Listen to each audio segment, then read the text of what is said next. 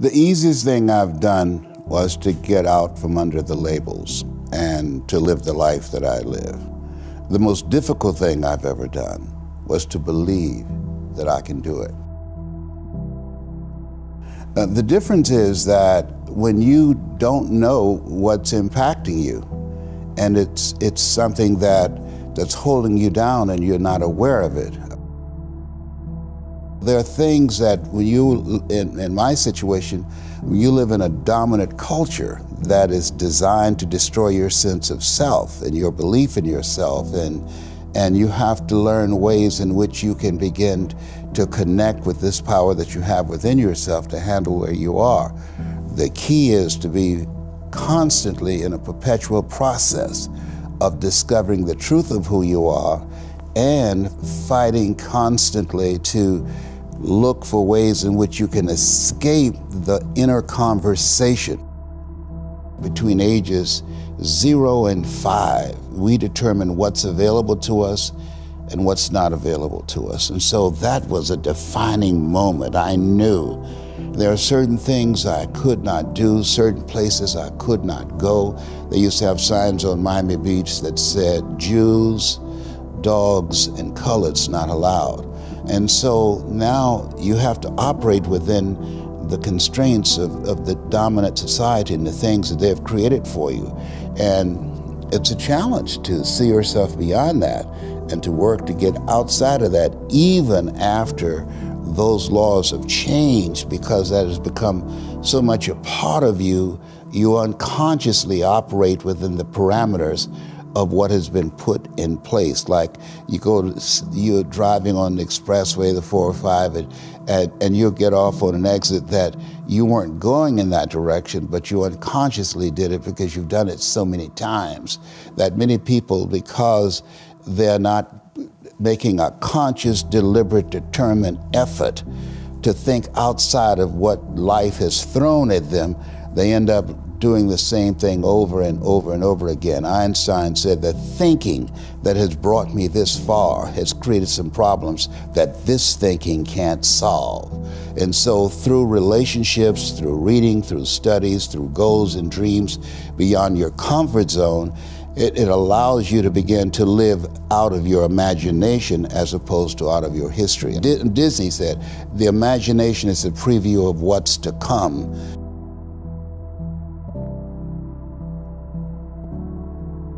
They have to expose themselves to something that will give them a different vision of themselves. And in addition to that, they have to put themselves in a community of what I call OQP, only quality people. A gentleman who dramatically transformed my life, I was a junior at Booker T. Washington High School in Miami, Florida, and I went in his class looking for another friend, and he said, go to the board and work this problem out for me. I said, sir, I can't do that. He said, why not? I said, I'm not one of your students. He said, do it anyhow. And the other kids started laughing, saying, he's Leslie, he's DT. And he said, what's DT? His brother is smart, but he's the dumb twin. And I said, I am, sir. And he came from behind his desk and he pointed at me, he said, don't you ever say that again. Someone's opinion of you does not have to become your reality.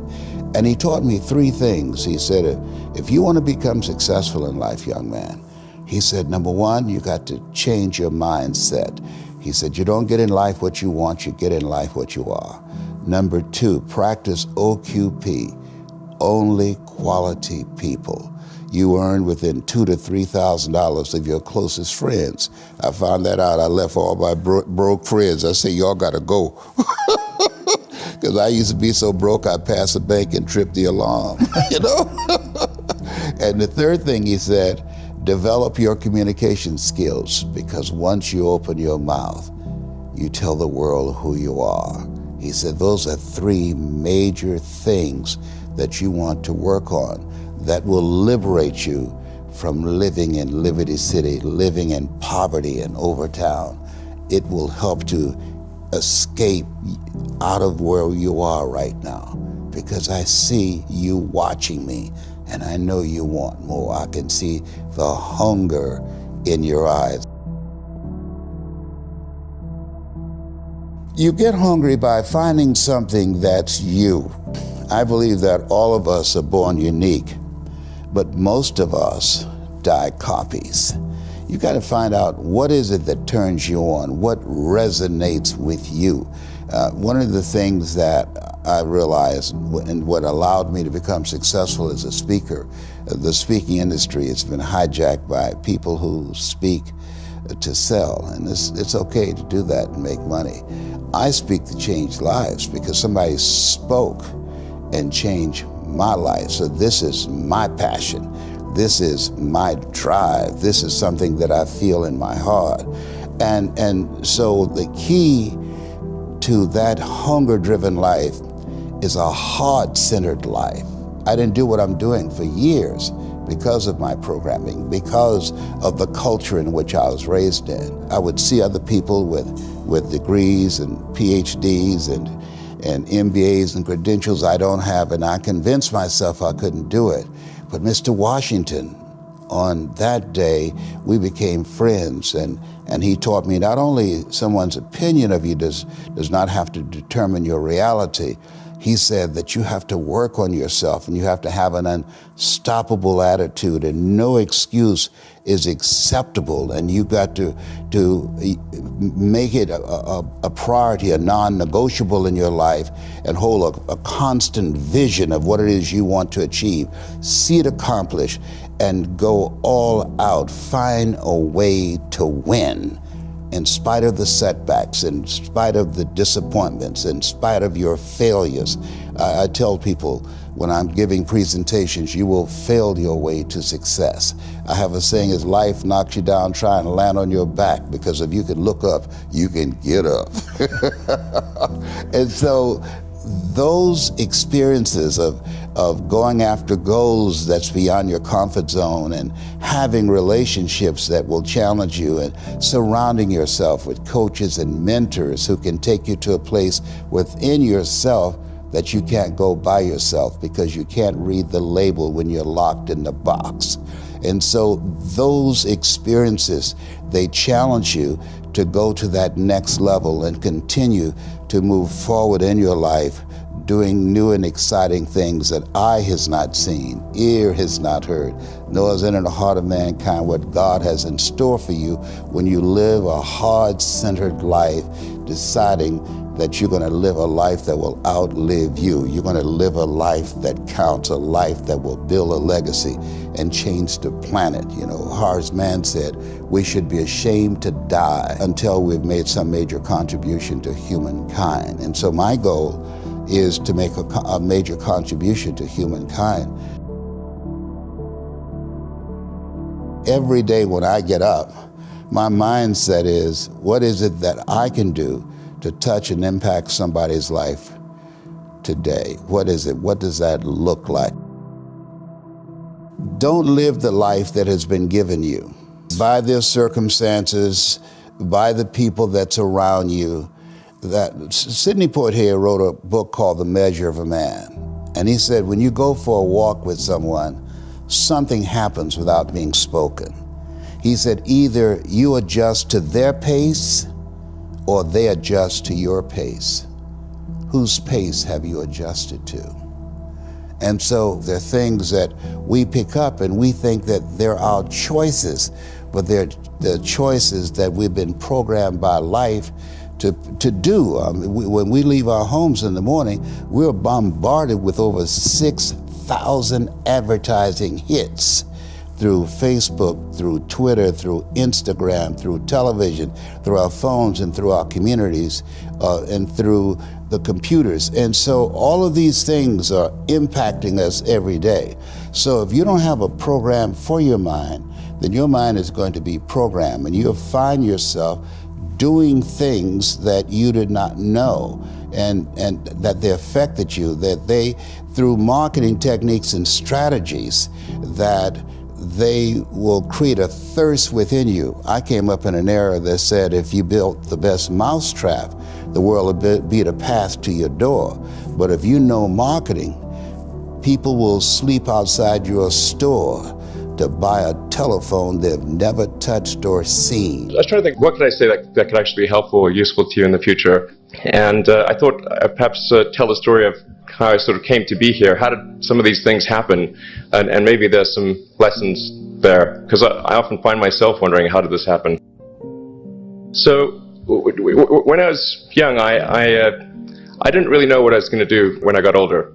People kept asking me, and eventually I thought that the idea of inventing things would be really cool. And the reason I thought that was because I read a quote from Arthur C. Clarke, which said that a sufficiently advanced technology is indistinguishable from magic. And that's really true. If you go back, say 300 years, the things that we take for granted today, you'd be burned at the stake for. You know, being able to fly, that's crazy. Being able to see over long distances, being able to communicate, having effectively, with the internet, a group mind of sorts, and having access to all the world's information instantly from almost anywhere on the earth. This is stuff that really would be magic, or would be considered magic in times past. In fact, I think it actually goes beyond that, because there are many things that we take for granted today that weren't even imagined in times past. They weren't even in the realm of magic. So it actually goes beyond that. So I thought, well, you know, if I can do some of those things, basically if I can advance technology, then that's like magic, and that would be really cool. And I also had sort of a slight existential crisis, because I was trying to figure out what does it all mean? Like, what's the purpose of things? And I came to the conclusion that if we can advance the knowledge of the world, if we can do things that expand the scope and scale of consciousness, then we're better able to ask the right questions and become more enlightened. And that's really the only way forward. So I studied physics and business, because I figured in order to do a lot of these things, you need to know how the universe works, and you need to know how the economy works. And you also need to be able to bring a lot of people together to work with you to create something, because it's very difficult to do something as an individual if it's a significant technology. So I originally came out to California to try to figure out how to improve the energy density of electric vehicles, basically to try to figure out if there was an advanced capacitor that could serve as an alternative to batteries. That was in '95, and that's also when the internet started to happen. And I thought, well, I can either pursue this technology where success may not be one of the possible outcomes, which is always tricky, or participate in the internet and be part of it. So I decided to drop out. Did some internet stuff. Did a few things here and there. One of which was PayPal. And I think maybe it's helpful to say one of the things that was important then in the creation of PayPal was kind of how it started, because the initial thought was with PayPal was to create an agglomeration of financial services. So you have one place where all of your financial services needs would be seamlessly integrated and work smoothly. And then we had like a little feature which was to do email payments. And whenever we'd show the system off to someone, we'd show the hard part, which was the agglomeration of financial services, which was quite difficult to put together. Nobody was interested. Then we'd show people email payments, which was actually quite easy, and everybody was interested. So this is, I think it's important to take feedback from your environment. You know, you want to be as closed loop as possible.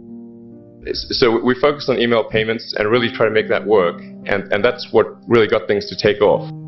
But if we hadn't responded to what people said, then we probably would not have been successful.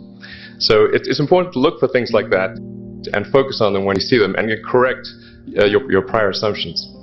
And then going from PayPal, I thought, well, what are some of the other problems that are likely to most affect the future of humanity? It really wasn't from the perspective of what's the rank-ordered best way to make money, which is okay, but it was really what I think is going to most affect the future of humanity. So I think the biggest terrestrial problem we've got is sustainable energy, but the production and consumption of energy in a sustainable manner. If we don't solve that this century, we're in deep trouble. And then the other one being the extension of life beyond Earth to make life multiplanetary. So The latter is the basis for SpaceX, and the former is the basis for Tesla and SolarCity. And when I started SpaceX, initially I thought that, well, there's no way one could possibly start a rocket company. I wasn't that crazy. I thought, well, what is a way to increase NASA's budget? That was actually my initial goal. So I thought, well, if we can do a low-cost mission to Mars, something called Mars Oasis, which would land seeds in dehydrated nutrient gel, and you hydrate them upon landing, and then you'd have this great sort of money shot of green plants on a red background. The public tends to respond to precedents and superlatives, and this would be the first life on Mars, the furthest that life's ever traveled, as far as we know. And I thought, well, that would get people really excited, and therefore increase NASA's budget. So obviously, the financial outcome from such a mission would probably be zero. So anything better than that was on the upside. So I actually went to Russia 3 times to look at buying a refurbished ICBM, because that was the best deal. And I can tell you it was very weird going there in late 2001, 2002, going to the Russian rocket forces and saying, I'd like to buy 2 of your biggest rockets, but you can keep the nuke. That's a lot more. They thought I was crazy, but I did have money, so that was okay. After making several trips to Russia, I came to the conclusion that actually my initial impression was wrong, because my initial thought was, well, that there's not enough will to explore and expand beyond Earth and have a Mars base and that kind of thing. But I came to the conclusion that that was wrong. In fact, there's plenty of will, particularly in the United States, because the United States is a nation of explorers, of people who came here from other parts of the world. I think the United States is really a distillation of the spirit of human exploration. But if people think it's impossible, or it's going to completely break the federal budget, then they're not going to do it. So after my 3rd trip, I said, okay, well, what we really need to do here is try to solve the space transport problem. And started SpaceX. And this was against the advice of pretty much everyone I talked to. One friend made me sit down and watch a bunch of videos of rockets blowing up. Let me tell you, he wasn't far wrong. It was tough going there in the beginning, because I'd never built anything physical. I mean, I'd built like little model rockets as a kid and that kind of thing, but I'd never had a company that built anything physical. So I had to kind of figure out how to do all these things and bring together the right team of people. And so we did all that and then failed 3 times. It was tough going. Because the thing about a rocket is the passing grade is 100%. And you don't get to actually test the rocket in the real environment that it's going to be in.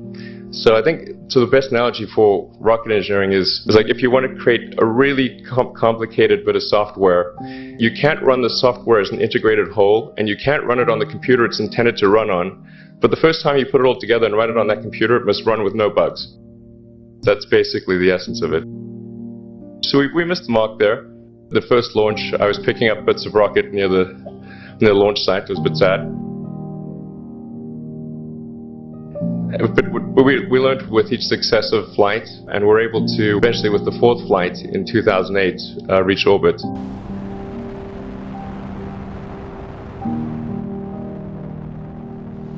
And that was also with the last bit of money that we had. So thank goodness that happened. I think the saying is 4th time's the charm.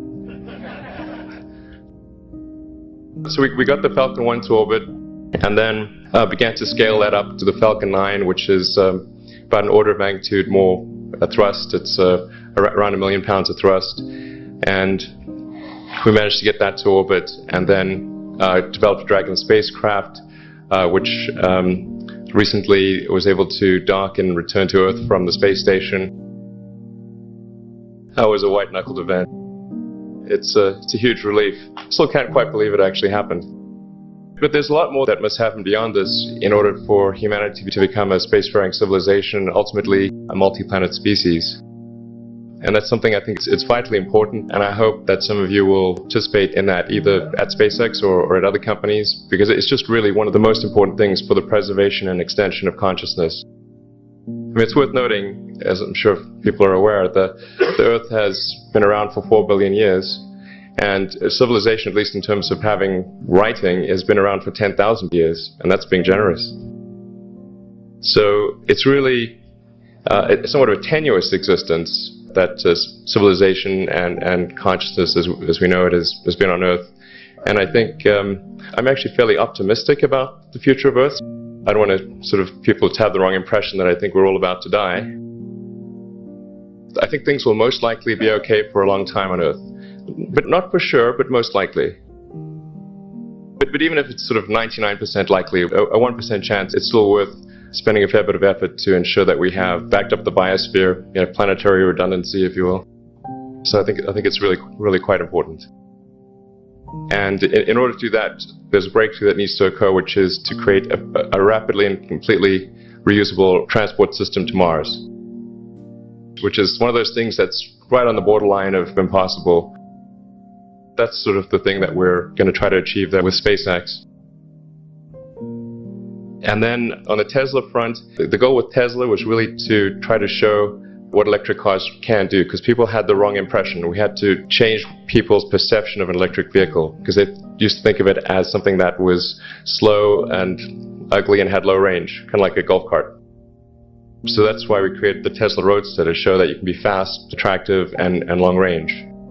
And it's amazing how, even though you can show that something works on paper and the calculations are very clear, until you actually have the physical object and they can drive it, it doesn't really sink in for people. So that, I think, is something worth noting. If you're going to create a company, the first thing you should try to do is create a working prototype. Everything looks great on PowerPoint.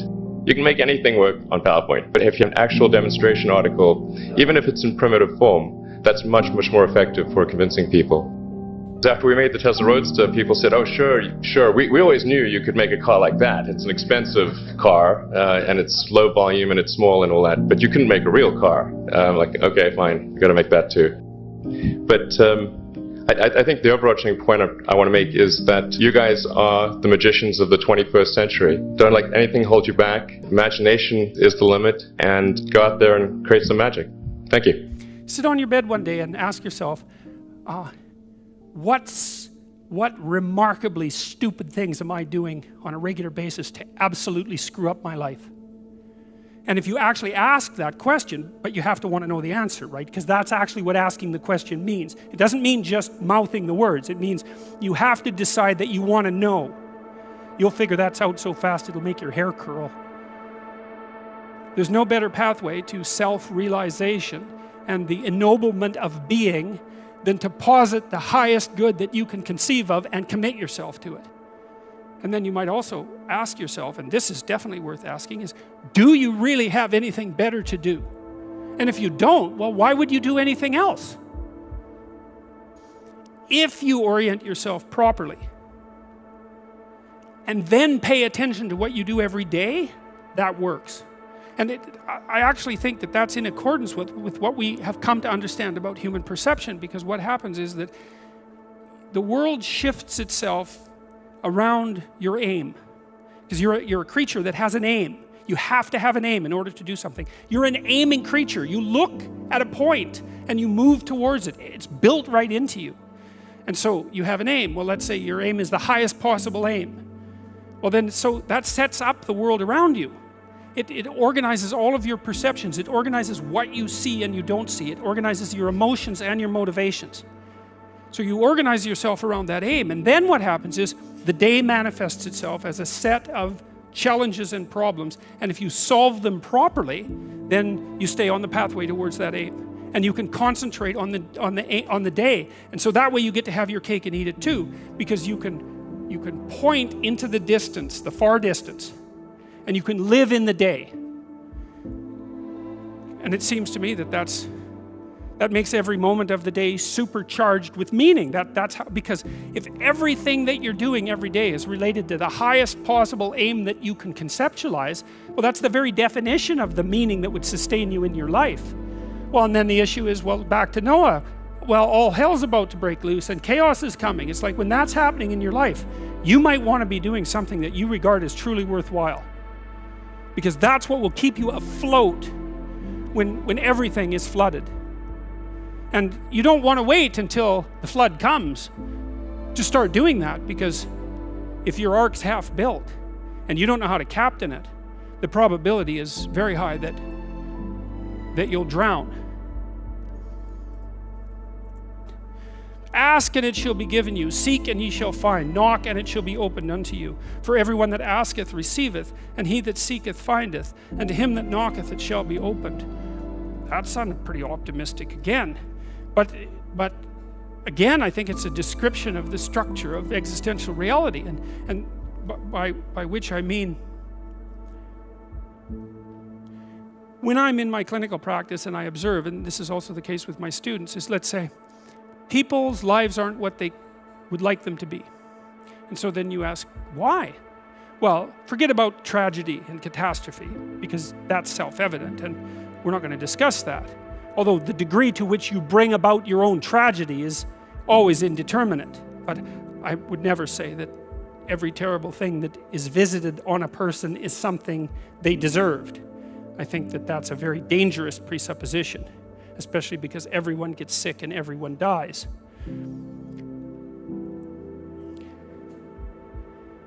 But one of the main reasons that people don't get what they want is because they don't actually figure out what it is. And the probability that you're going to get what would be good for you, let's say, which would even be better than what you want, right? Because, you might be wrong about what you want easily. But maybe you could get what would really be good for you. Well, why don't you? Well, because you don't try.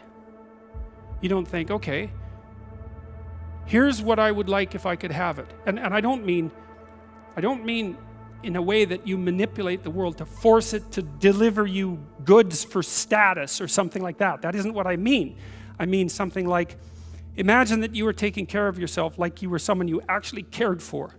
And then you thought, okay, I'm caring for this person. I would like things to go as well for them as possible. What would their life have to be like in order for that to be the case? Well, people don't do that. They don't sit down and think, all right, let's figure it out. You've got a life. It's hard, obviously. It's like 3 years from now, you can have what you need.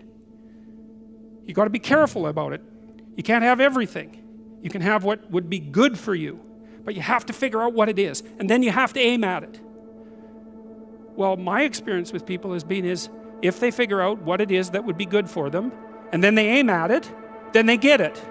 And it's strange because it's a strange thing. It's not quite that simple because, you may formulate an idea about what would be good for you, and then you take 10 steps towards that, and you find out that your formulation was a bit off, and so you have to reformulate your goal.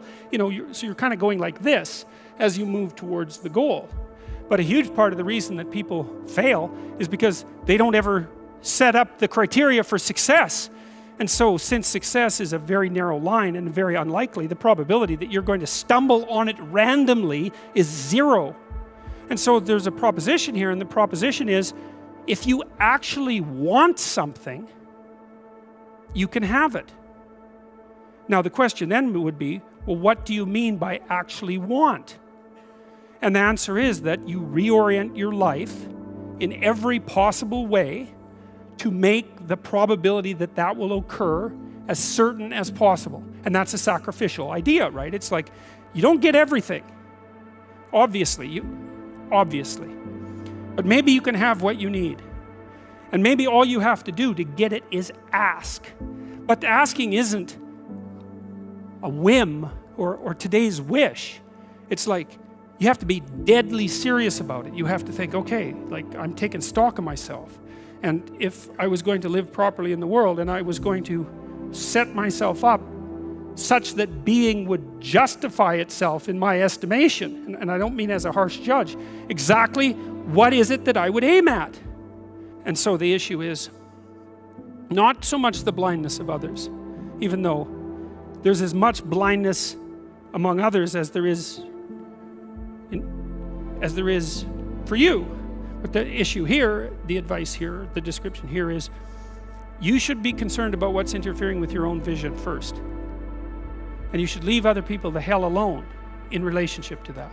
And so if your mode of being in the world is, if you would just act better, things would improve for me, or if you identify the evil and the catastrophe as something that's outside, that someone else needs to fix, or that someone else is responsible for, then you're not going to fix that. And you're going to remain blind to the things that you're doing and not doing that make things not go well. And so it's just better to think, all right, I'm probably blind in many, many ways. And maybe there are some ways that I could rectify that, because it's highly probable that you're blind in all sorts of ways. I mean, in fact, it's virtually certain. And so it's just more useful to think, how is it that I'm wrong in this situation? I'll tell you something that I learned to do when I was arguing with my wife, which happened quite frequently, because when you actually communicate with people, you find out that there's many things that you don't agree on. And that's because you're actually different creatures. And so if you're actually going to have a truthful conversation, then you're going to find out that you don't see things the same way, and then you can either pretend that that's not the case and gloss over it and then end up in a 30-year silent war, or you can have the damn fight when you need to have it and see if you can straighten it out. So now and then we'd get in a situation where we were at loggerheads, we couldn't move, and it would spiral up into hate speech, let's say. Because, yeah, everyone laughs because they know they manifest plenty of hate speech towards those they love. So one of the things we learned to do was, when we hit an impasse, was to separate and to go our own ways and to go sit and think, okay, look, we're at this unpleasant situation. We can't figure out how to move forward. I'd always think, of course it's her fault. Obviously it's her fault. At least 95%. But maybe there was something I did that contributed like 5% to it. The amount of information that's been created from the dawn of humanity, since human beings walked this planet to the year 2003, which is only, a decade and a half ago, that amount of information, how long does it take to create that nowadays? 2 days. The amount of information is doubling at dizzying speeds, but how we learn it, how we absorb it, focus, retain it, apply it, is pretty much flatline. And that growing gap creates something called anxiety. They call it information fatigue syndrome, because everything's a syndrome, right? Yeah. Higher blood pressure, compression of leisure time, more sleeplessness. Because we live in an age where, electric cars and spaceships that are going to Mars, but our vehicle of choice when it comes to learning and education is like a horse and buggy. Like the education system we all grew up with the 20th century education that prepared us for a 20th century world, which at the turn of the 20th century was working in farms and factories. And that's what the education was. It was assembly line, cookie cutter, one size fits all. But now we live in a world where the world's changing so much. Someone graduating school today is going to have 8 to 14 different careers. Can you imagine that? Not jobs, but different careers, because we don't know where the world's going to be. So your ability to outlearn, outthink, outperform, that's your greatest advantage. If there's one skill to master in the 21st century, it's your ability to learn rapidly, to be able to keep up. So digital overload. The second digital supervillain today that I think is a health threat to everyone listening, whether you're an entrepreneur, you're a parent, you're a high achiever, is this thing called digital distraction. Think about all the social media alerts, the app updates. Our minds are being fried because we're getting these dopamine fixes all the time. Do you know how often the average person opens up Instagram? It's now 150 times. And then if you guys are opening up less, that means somebody's opening up a whole lot more. But that's by design, right? Because every like, share, comment, you get this dopamine flood, and it drives our habits and our addiction, if you will. And we talk a lot about routines, and now we're going to talk about how to jumpstart your brain, morning routine, evening routines, because really the success that everyone is desiring, it's hidden in our daily habits. Right? First, you create your habits, and then your habits create you. But one of the things a bad habit, the most successful people, they have their to-do list, and we all have our to-do list. But I've also noticed that some of the highest achievers, they have a not to-do list. You know what I mean? They have a list of non-negotiable things they will not indulge in because, we've all read the book Good to Great. You say no to good so you can say yes to great, right? And a lot of times when you get more and more successful, you suffer from this opportunity stress. right? You get more and more offers, more and more opportunity, and you can't say yes to everything. And that's a big challenge because then you have so many windows open on your computer. And even if they're minimized, they still take up energy and still take up space and memory. And you wonder why you're fatigued all the time. You wonder why you don't have the mental energy to do the things that you need to be able to do.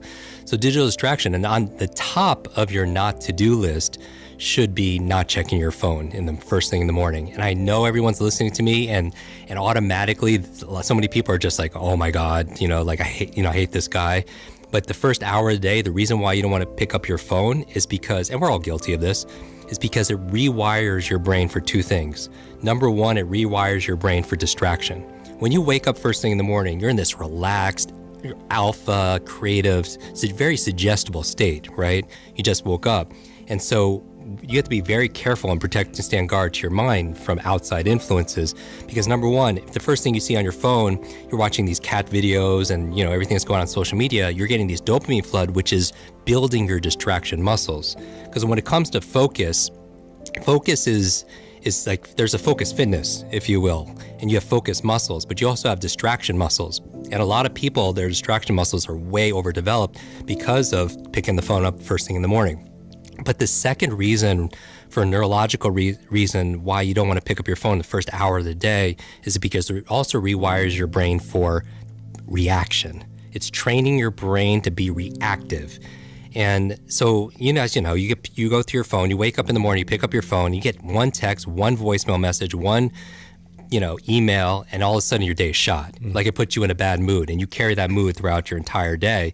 And that's a big challenge because if you're just fighting fires, then you're just on the defense. If you're just trying to fulfill everyone else's needs without going through like what's going to help me to win this day, to own this, this day, to be able to make it the best, then you're reacting. And I have a friend, Brendan Burchard. He says your inbox is nothing but a convenient organizational system for other people's agenda for your life. So you're training your brain to react, and you can never have an incredible day if you're just reacting to things, right? So for me, I wake up in the morning and I just start journaling, and I write down 3 things I want to accomplish personally that day and 3 things I want to accomplish professionally. And it's different every single day, but I always begin with the end in mind. One of my favorite books of all time is this book called 7 Habits of Highly Effective People. And we've read this book. Some people are like, I have that book and it's sitting on my shelf. And it becomes shelf help, not self-help, right? Because nobody's actually like reading that book. Because so many people buy books. And I like to encourage people to read at least 1 book a week. Because the average person reads about 2, maybe 3 books a year. But what I love about reading, number one, is the best exercise, for your mind. And, it's like reading is to your mind what exercise is to your body. It's an incredible workout. And but most people, they don't take the time to read. But the other reason I like to read is if somebody has decades of experience in leadership, negotiation, entrepreneurship, fitness, and they put it into a book, and you could sit down in a couple of days and read that book, you could download decades of experience into days. And that's a huge advantage, right? Because leaders are readers. When I'm writing what I need to accomplish, I'm writing put first things first. Put first things first. Meaning I believe that the most important thing is to keep the most important thing the most important thing. The most important thing is to keep the most important thing the most important thing. Because a lot of people have a fear of failure or fear of success. My fear has always been, I don't want to succeed at things that don't matter. It wasn't so much about failing, it's about getting really good at something that didn't make a difference. And Stephen Covey talks about it like you're really good at climbing the ladder of success only to get to the top and realize that it's leaning on the wrong wall. And so if you begin with the end in mind, so I'm thinking about, my friend Clay Bear has this phrase about champagne moments. In sports, it's very clear when you're popping that champagne, what has to happen, your criteria. And for me, I think about if I'm coming back, at night and somebody asked me how my day was, and I was like, I crushed it today. What had to happen, working backwards in order for that to happen. And I think about 3 things professionally, 3 things personally. And so I write that down first thing in the morning, and then I don't check my phone until I get one of those checks done. just at least one thing, and then I get some positive momentum, for example. But that's the reason you don't want to check your phone. It's training you to be distracted, and it's rewiring your brain to be reactive. And you can't be successful and fulfilled if you're just giving up the sovereignty, your power to something outside of yourself. The third digital, supervillain, if you will, when we're talking about, digital challenges is, so you have digital overload, digital distraction, is digital dementia. Have you heard this term yet? No. You're going to hear this a lot in healthcare. It's basically where we're outsourcing our brains, our minds to our smart devices. Oh, this is why I can't remember anybody's phone number. Exactly. Yeah. I mean, how many phone numbers did you know growing up as a all kid? of them. All of them. Literally all of them, because we had to, right? Yeah. And how many phone numbers do you know right now? 2. But the old ones that don't, that the ones that don't matter anymore. Mine and my wife's, yeah. Exactly. So 1 or 2. There could be somebody you're texting or calling every single day, and if your phone was dead or if you didn't have it with you, you wouldn't honestly know what that number is. No. And here's the thing. I don't want to memorize 500 phone numbers. Nobody wants to do that, but we've lost the ability to remember one phone number. We've lost the ability to remember a conversation, somebody's birthday. I mean, I feel like absent-mindedness. I mean, how many people feel like senior moments are coming too early? Like you walk into a room and you just forget why you're there. Or you open up the refrigerator. You go to the store to buy one thing and you come back with 2 bags full of things, except for that one thing you went to, get there. Or you can't remember if you're in the shower, you can't remember if you shampooed your hair. And I believe 2 of the most costly words in life and in business are I forgot. I forgot to do it. I forgot to bring it. I forgot that conversation. I forgot that meeting. I forgot what I needed to say. I forgot that name. I mean, I think number one business etiquette, networking skill there is remembering people's names. We don't realize how much time we're spending on these devices, right? When you go and you actually look at the numbers, when you look at your phone and you look at somebody's spending 24 hours a week, on social media or whatever it is. I mean, people always say, oh, I have no time to read or I have no time to work out. It has nothing to do with time management. It's all priority management. I think the definition of greatness is to inspire the people next to you. I think that's what greatness is or should be. It's not something that lives and dies with one person. It's how can you inspire a person to then in turn inspire another person that then inspires another person.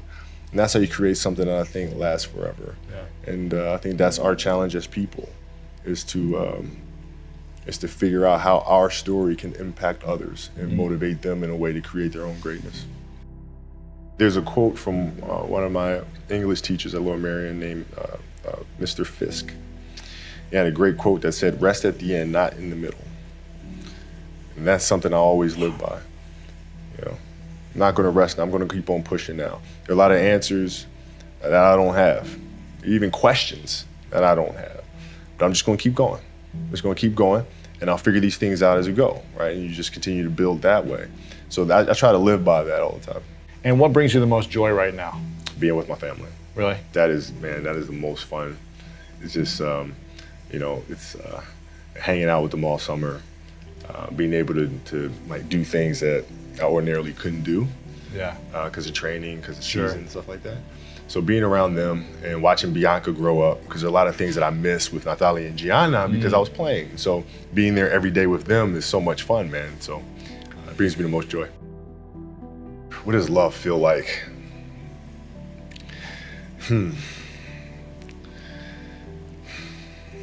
Happiness is such I think I would describe love as happiness. I think I'd describe it as a beautiful journey. It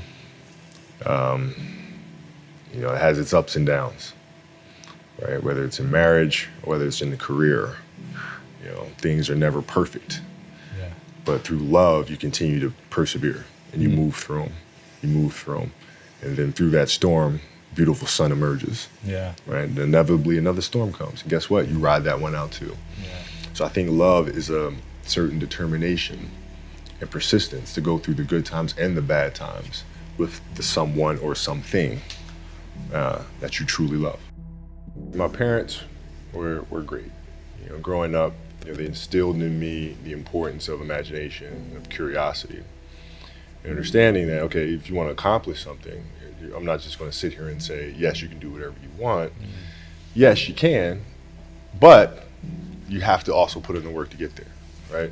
So they taught me that at a really early age, man. And when you grow up as a kid thinking that the world is your oyster, all things are possible if you put in the work to do it, you grow up having that fundamental belief. My mom was there on a daily basis. My father was really influential at a really critical time where I had a summer where I played basketball when I was like 10 or 11 years old, and a very prominent summer league in Philadelphia called the Sunny Hill League, where my father played, my uncle played, and they were like all-time greats and such stuff. And Wilt Chamberlain played in the league, Earl Pro Monroe played in the league. And here I come playing, and I don't score 1 point the entire summer. Really? Not one. How old were you?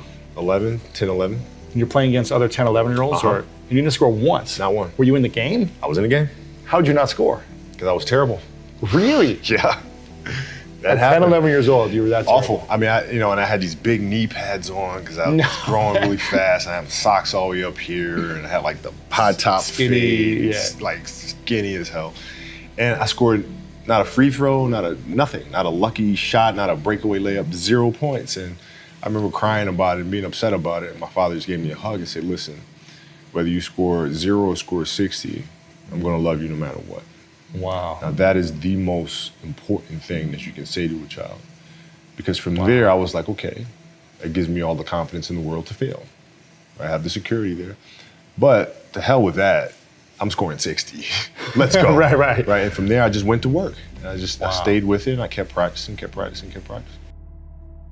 When you're in this culture in our society, you can do some phenomenal things individually, but they'll never reach their full potential unless you do them collectively. And you have to figure out how to do that. The challenge for me was always compassion and empathy.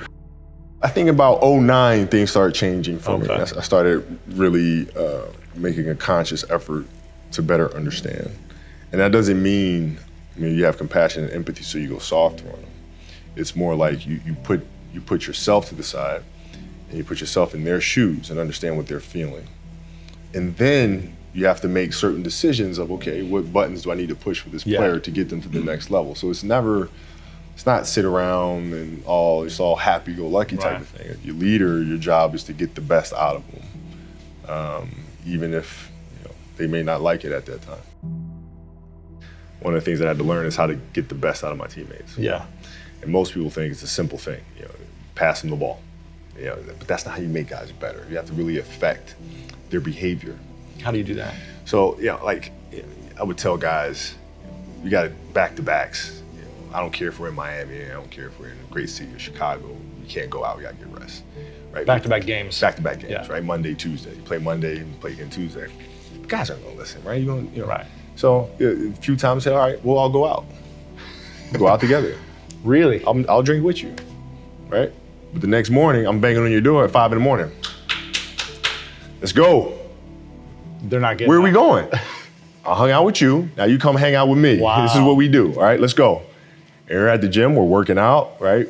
We hit the bus. We go to practice. We play that night. And they're dead. And they're dead. And they're like, oh, lesson learned. Really? Lesson So learned. take them out once. Listen, if you're gonna do that. But don't let that compromise what we're here to do. Right. This is why we're here. This is why you're here in the first place. What does losing feel like to you? It's exciting. Why is it exciting? Because it means you have different ways to get better. There's certain things that you can figure out that you can take advantage of, right? Certain weaknesses that were exposed that you need to shore up, right? So it was exciting. I mean, it sucks to lose, Right. but at the same time, there are answers there if you just look at them. I'll give you an example. So Katie Lou Samuelson is one of the best college basketball players in the country. She plays at UConn. She's going to be a senior. And they just had a really tough season last year where they lost to Notre Dame in the final. And so I asked her, I said, have you watched the Notre Dame game? She was like, no. I said, well, why not? I said, I don't want to watch that. I said, I know you don't, but you're going to play Notre Dame this year, yeah? Yeah. What's the chances you see him again in the final? I said, well, you probably see him again. I said, well, you can't show up and play them without knowing why you lost that one, right? So, the mistakes that you've made in that game, you have to do the hard stuff and watch that game and study that game to not make those mistakes over and over again just because you weren't brave enough to face it. So she came down to the office. I brought her down to the office and we sat down, we watched that game together. Wow. Right? And you gotta deal with Face it. it. Gotta deal with it. Face it, learn from it. When you play for 20 years, I played for 20 years, you reach a certain level, you're like, okay, wait a minute, I have to start again at the base of a mountain and try to climb to the top of this mountain. First of all, what mountain am I climbing? I don't even know, like, what the hell am I gonna be doing? And it's very scary. It's very scary. Even for you. Oh, absolutely. Wow. Absolutely. And the thing that helped me actually was hurting my Achilles, because that forced me to sit there and say, okay, the day could be today that your career is over. Now what do? You have these ideas about doing something with your life after basketball, but what if today is the day that's it? Now what do you do? So I had all this time sitting there with my Achilles injury and contemplating and thinking, and I said, I better get to work. Wow. That was that. The mentality book is really about process and craft. I've broken the book up into 2 sections. And process is really about the process of preparing, through injury, recovery, studying of the game. And then the craft is the actual performance and the tactics. And so a lot of things that I learned through the game were through photos. You can look at a photo and see like a player making a move, look at the angle of his feet, look how he's using his hands on defense, and I can really break down things to the smallest detail through that. And that's what you'll see in this book. I mean, it's really a basketball Bible. You'll see how I break things down, like how I'm looking at things to the smallest of detail. Yeah. And that's the best way to understand how to have that kind of mentality, is to ask questions, then find answers. And then that lead to more questions, and you find more answers. And that's what the book is. So how can we teach our children what it means to work hard? Well, you do it through training, right? So when I get up in the morning, my daughter goes with me. 4 a.m.? 4 a.m. My 15-year-old goes with me. She goes with me before school, and it becomes a daddy-daughter thing. That's cool. She just got her permit, right? So she drives in the morning. It becomes a cool thing, right? But through that process, she understands the value of hard work and things taking time. And the same thing with my 12-year-old, right? She practices every day, right? And so it's through those behaviors is where I find the motivation to do it. I found that nothing in life is worthwhile unless you take risks. Nothing. Nelson Mandela said, "There is no passion to be found playing small and settling for a life that's less than the one you're capable of living." Now, I'm sure in your experiences in school and applying to college and picking your major and deciding what you want to do with life, I'm sure people have told you to make sure you have something to fall back on. Make sure you got something to fall back on, honey. But I never understood that concept, having something to fall back on. If I'm going to fall, I don't want to fall back on anything except my faith. I want to fall forward. I figure at least this way I'll see what I'm going to hit. Fall forward. This is what I mean. Reggie Jackson struck out 2,600 times in his career, the most in the history of baseball. But you don't hear about the strikeouts. People remember the home runs. Fall forward. Thomas Edison conducted 1,000 failed experiments. Did you know that? I didn't know that. Because the 1,001st was the light bulb. Fall forward. Every failed experiment is one step closer to success. You've got to take risks, and I'm sure you've probably heard that before, but I want to talk to you about why that's so important. First, you will fail at some point in your life. Accept it. You will lose. You will embarrass yourself. You will suck at something. There's no doubt about it. And I know that's probably not a traditional message for a graduation ceremony, but hey, I'm telling you, embrace it, because it's inevitable. And I should know. In the acting business, you fail all the time. Early on in my career, I auditioned for a part in a Broadway musical. Perfect role for me, I thought, except for the fact that I can't sing. So I'm in the wings, I'm about to go on stage, but the guy in front of me, he's singing like Pavarotti. He's just, and he's just going on and on and on. And I'm just shrinking, I'm getting smaller and smaller. So they say, oh, thank you very much, and you'll be hearing from us. So I come out with my little sheet music, and it was Just My Imagination by The Temptations. That's what I came up with. So I hand it to the accompanist, and she looks at it and looks at me and looks out at the director and was like, all right. So I start, I'm gonna sing. I'm like, it's just my imagination once again, and they're coming away with me. And I'm not saying anything, so I'm thinking I'm getting better. So I just start getting into it. It was just my imagination. Running. This, thank you very much, Mr. Washington. Thank you. So I assumed I didn't get the job. But the next part of the audition, he called me back. The next part of the audition is the acting part of the audition. Now I'm like, hey, okay, maybe I can't sing, but I know I can act. So they pair me with this guy, and again, I didn't know about musical theater. And musical theater is big, so they can reach everyone all the way in the back of the stadium. And I'm more from a realistic, naturalistic kind of acting where you actually talk to the person next to you. So I don't know what my line was. My line was, well, hand me the cup. And his line was, well, I will hand you the cup, my dear. The cup will be there to be handed to you. I said, oh, okay. Well, should I give you the cup back? Oh, yes, you should give it back to me because you know that is my cup and it should be given back to me. I didn't get the job. But here's the thing. I didn't quit. I didn't fall back. I walked out of there to prepare for the next audition, and the next audition, and the next audition. I prayed. I prayed, and I prayed. But I continued to fail, and fail, and fail. But it didn't matter, because you know what? There's an old saying, you hang around the barbershop long enough, sooner or later you're gonna get a haircut. So you will catch a break, and I did catch a break. Last year, I did a play called Fences on Broadway. Someone talked about it. Won the Tony Award. And I didn't have to sing, by the way. But here's the kicker. It was at the Court Theater. It was at the same theater that I failed that first audition 30 years prior. The point is, every graduate here today has the training and the talent to succeed.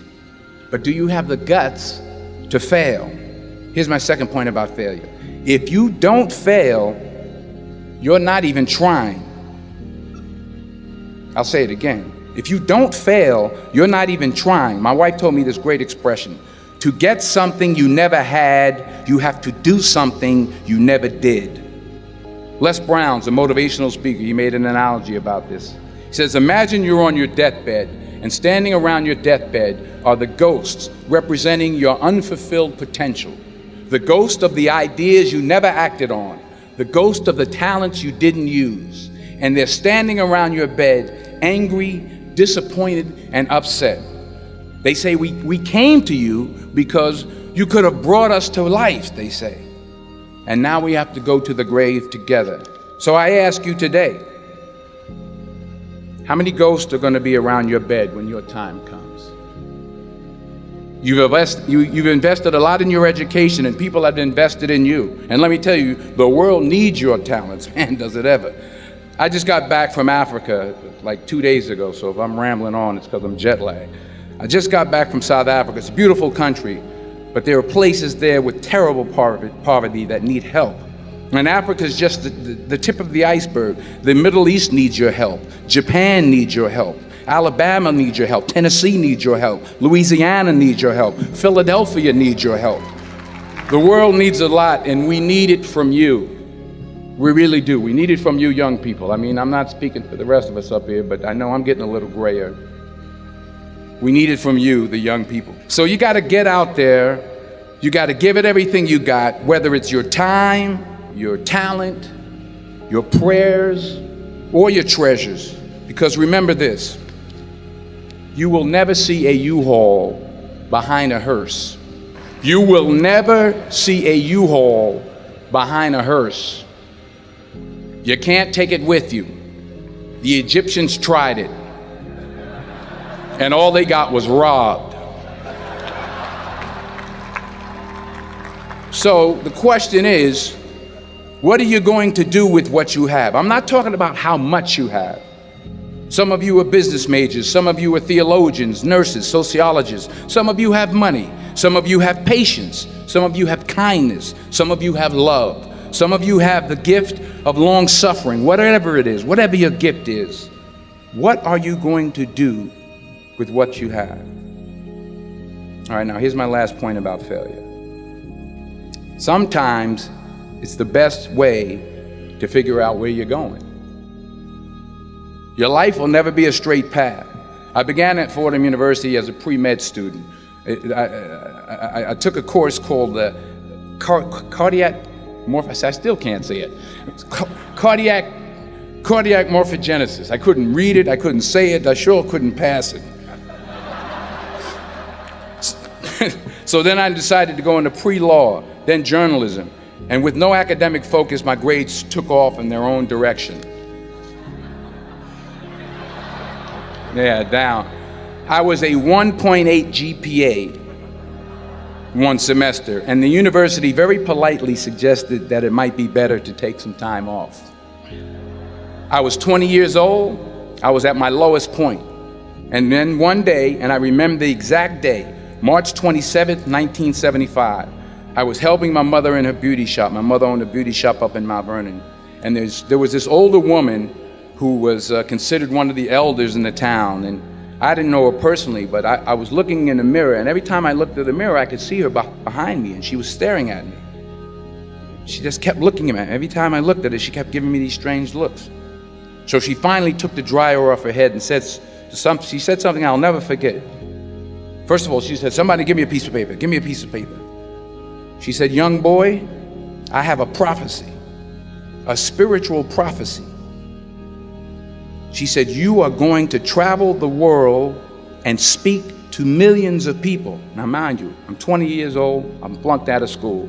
In fact, like a wise ass, I'm thinking to myself, maybe she's got something in that crystal ball about me getting back into school next fall. But maybe she was on to something, because later that summer, while working as a counselor at the YMCA camp in Connecticut, we put on a talent show for the campers. And after the show, another counselor came up to me and asked, "Have you ever thought about acting? You're good at that." So when I got back to Fordham that fall, I got in and I changed my major once again for the last time. And in the years that followed, just as that woman prophesied, I have traveled the world and I have spoken to millions of people through my movies. Millions who up till this day couldn't see me, who up till this day I couldn't see while I was talking to them, and they couldn't see me, they could only see the movie. They couldn't see the real me. But I see you today, and I'm encouraged by what I see. And I'm strengthened by what I see. And I love what I see. The word yoga means union. Union means whether you are aware of it or you're not aware of it, right now you're happening here as a part of everything else. What the trees exhale, you're inhaling. What you exhale, the trees are inhaling. Not just on the level of respiration, on all levels this is happening.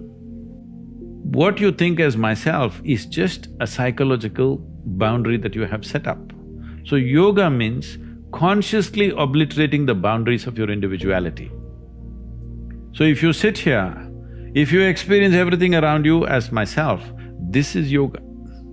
If you experience all this as myself, do you need morality? Be good to people, don't harm them, don't do this, don't do that, would it be necessary? No. Did anybody teach you out of these 5 fingers, this is a small finger, don't cut it off? Is there a morality needed like that? Anything that you feel is a part of yourself, with that you don't need any values, ethics, morals, nothing, because it's a part of you. This is what yoga means. You experience everything as a part of you. When somebody experiences the whole universe as a part of himself, then we say he is a yogi. Charles Darwin said that you evolved out of a monkey. You were a monkey, then you became a man. Some of the genetic scientists are saying this, that the difference, the DNA difference between a chimpanzee and you is only 1.23%. So in that sense, physiologically you're only 1.23% away from a chimpanzee. Not a big difference, isn't it? A shade, it's just a shade of difference. But in terms of intelligence and awareness, you are worlds apart from a chimpanzee.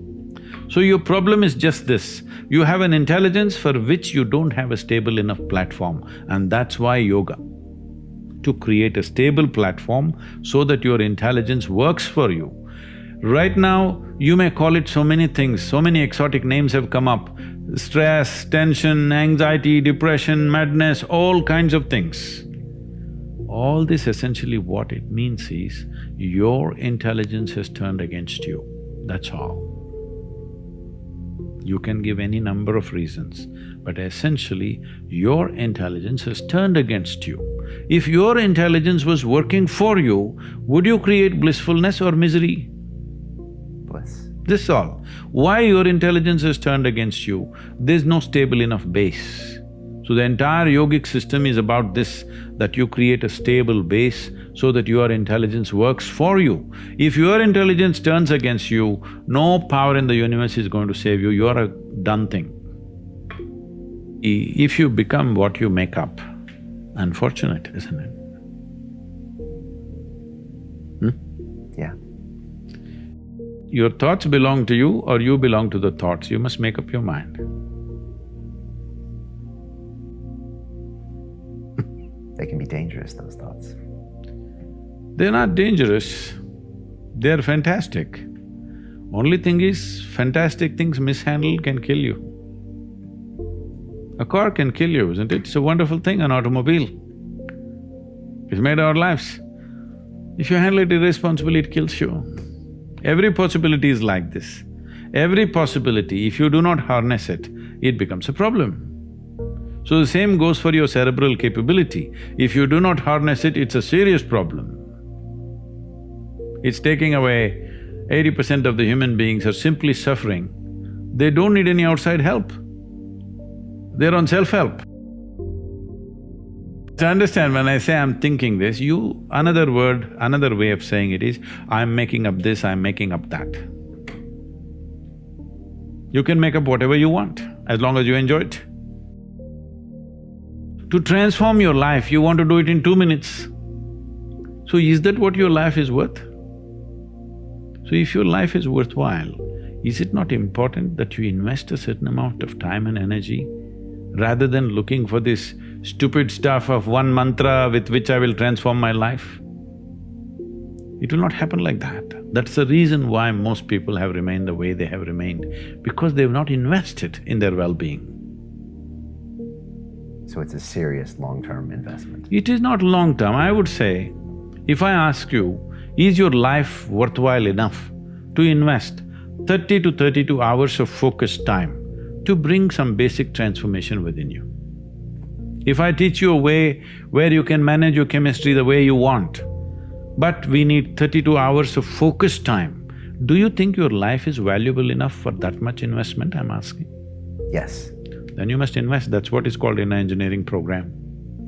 It's 32 hours of focused time. We can format it in different ways, but that much investment has to go in. See, all human experience comes from within, isn't it? I don't know what kind of geniuses thought these things. I know in America there must be 1 million books telling you how to milk happiness from something else or somebody else but all human experience is generated from within. What comes from within you must be the way you want it, isn't it? Isn't that simple enough, I'm asking? What comes from around you may not be the way you want it, but what comes from within you must be the way you want it. If whatever happens within you the way you want it, will you be blissed out or miserable? Blissed out. See, most people understand complexity as intelligence. If they make themselves difficult, they are supposed to be intelligent. Making a simple thing difficult is not intelligence. Making a very complex thing simple is intelligence, isn't it? So wrong sense of intelligence, idea of intelligence has entered people's minds. They think if they make a problem out of every solution, they're intelligent. No, no. If you find solutions for every problem, that is intelligence. That's my understanding. So essentially, this whole attitude and questioning and this kind of thing has happened to the world in a big way because our education is confusing people to make them believe that memory is intelligence. Memory is not intelligence. Memory is useful as data, but intelligence is a different dimension. We have gobbled this up, that we have made children believe from a very early age, if you remember something, you're smart. No, no. A tape recorder can remember everything. This camera can remember everything. This doesn't mean it's intelligent. So, one major aspect of my work is to separate these two. Within your experience, your memory and your intelligence are two different things. If you have an intelligence which is unsullied by memory, you will see everything just the way it is. But if you look at everything through the filters of your memory, everything is prejudiced. People who ask, all this is fine, but what's the takeaway? They want a commandment. We are talking about consciousness. Commandments won't fly.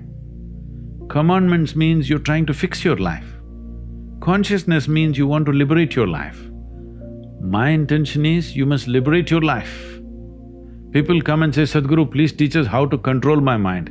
I say, you want your mind controlled or liberated? Oh, yes, liberated, but how to control? Because they think that intelligence is a serious problem. And it's been in their lives. So what is the solution? If you remove a part of your brain, you will be fine.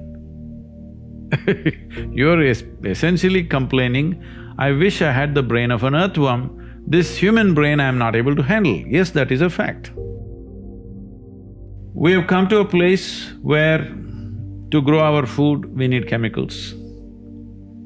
To be healthful, we need chemicals. Today, 70% of the population is on prescription medication of some sort. To be peaceful, we need chemicals. To be joyful, we need chemicals. To be ecstatic, of course, you have ecstasy. So we are going towards chemicals in a huge way. The water that you drink is full of chemicals, the air that you breathe is like that, and the food that you eat is like that. So if 90% of humanity goes into chemical consumption, consciously or unconsciously, if they consume a lot of it, the next generation that we produce will be of a lesser quality than who we are. That's a crime against humanity. What I am saying is, the important thing about life, whether it's a grasshopper out there or you, both of us are striving to be the fullest possible life that we can be. A grasshopper is trying to be a full-fledged grasshopper, a human being is trying to be a full-fledged human being. So suppose you cut off one of grasshopper's legs which is supposed to hop, the hopping leg, if you take it off, have you enhanced its life, I'm asking you? No. So similarly for a human being, if you take away any of his faculties in any way, even temporarily, have you enhanced his life? No. So intoxication is just that. It is taking away your faculties for a period of time, but if you continuously do it, it'll take it away for your life. So you're taking away or subjugating your faculties for a little bit of pleasure, or maybe a lot of pleasure, however you wish to describe it. But the important thing is you're taking a backward step with life, because life can only be enhanced by sharpening and increasing our faculties, not by decreasing our faculties. Our ability to be active physically, mentally, emotionally, spiritually, if this is in any way crippled, this means we are taking a backward step. though there may be pleasure attached to it. Every human being wants his life enhanced. If you don't show them proper ways to enhance, they will find shortcuts. See, a man who goes to the bar and a man who goes to a church or a temple or whatever, they're seeking the same thing. They're trying to enhance their life, isn't it? If you do not show them a proper way, they will take whatever ways are available on the street, that's all. That's why I'm saying it's not a moral issue for me. It is just that it sets you backward. You want to go forward, but it sets you backward. Most people can't concentrate because they've never been taught how to concentrate and they don't practice it.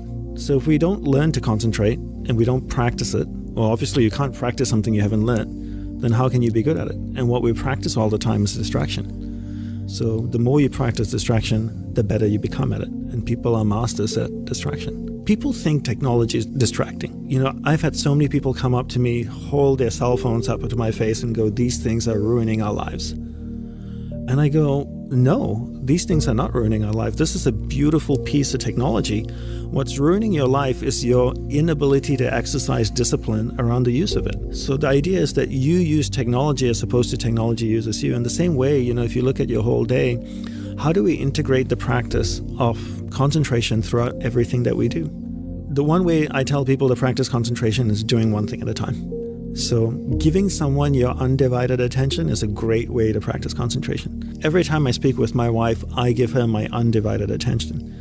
If my awareness drifts away, I bring my awareness back to her and I stay focused on that conversation. The two things we need to understand, there's the mind and there's awareness. And you're not the mind, rather you're pure awareness moving through different areas of the mind. So your mind doesn't move, rather your awareness is moving through the mind. So when I'm speaking with my wife, if I'm getting distracted, it's my awareness is leaving her and it's moving to a different area of the mind. I might be thinking about a client or a contract I need to sign or a business opportunity, and then I bring my awareness back to her. We keep chatting for a minute and then my awareness drifts away again and I bring my awareness back. So I define concentration as my ability to keep my awareness on one thing for an extended period of time, until I can consciously choose to move it to another thing. So if I'm speaking with you, I give you my undivided attention, I keep my awareness on you. Every time it drifts away, I bring it back. It drifts away, I bring it back, and I train myself. And I think that's where, you know, people in today's world, I feel so many people are lazy and they want a quick fix. Because everything that's being sold to them is a quick fix, you know. You only need to do so many hours before you get certified as a yoga teacher. You can come to the weekend course to enlightenment. There's a 1-week seminar to understand mind-body connection. I'm like, what BS?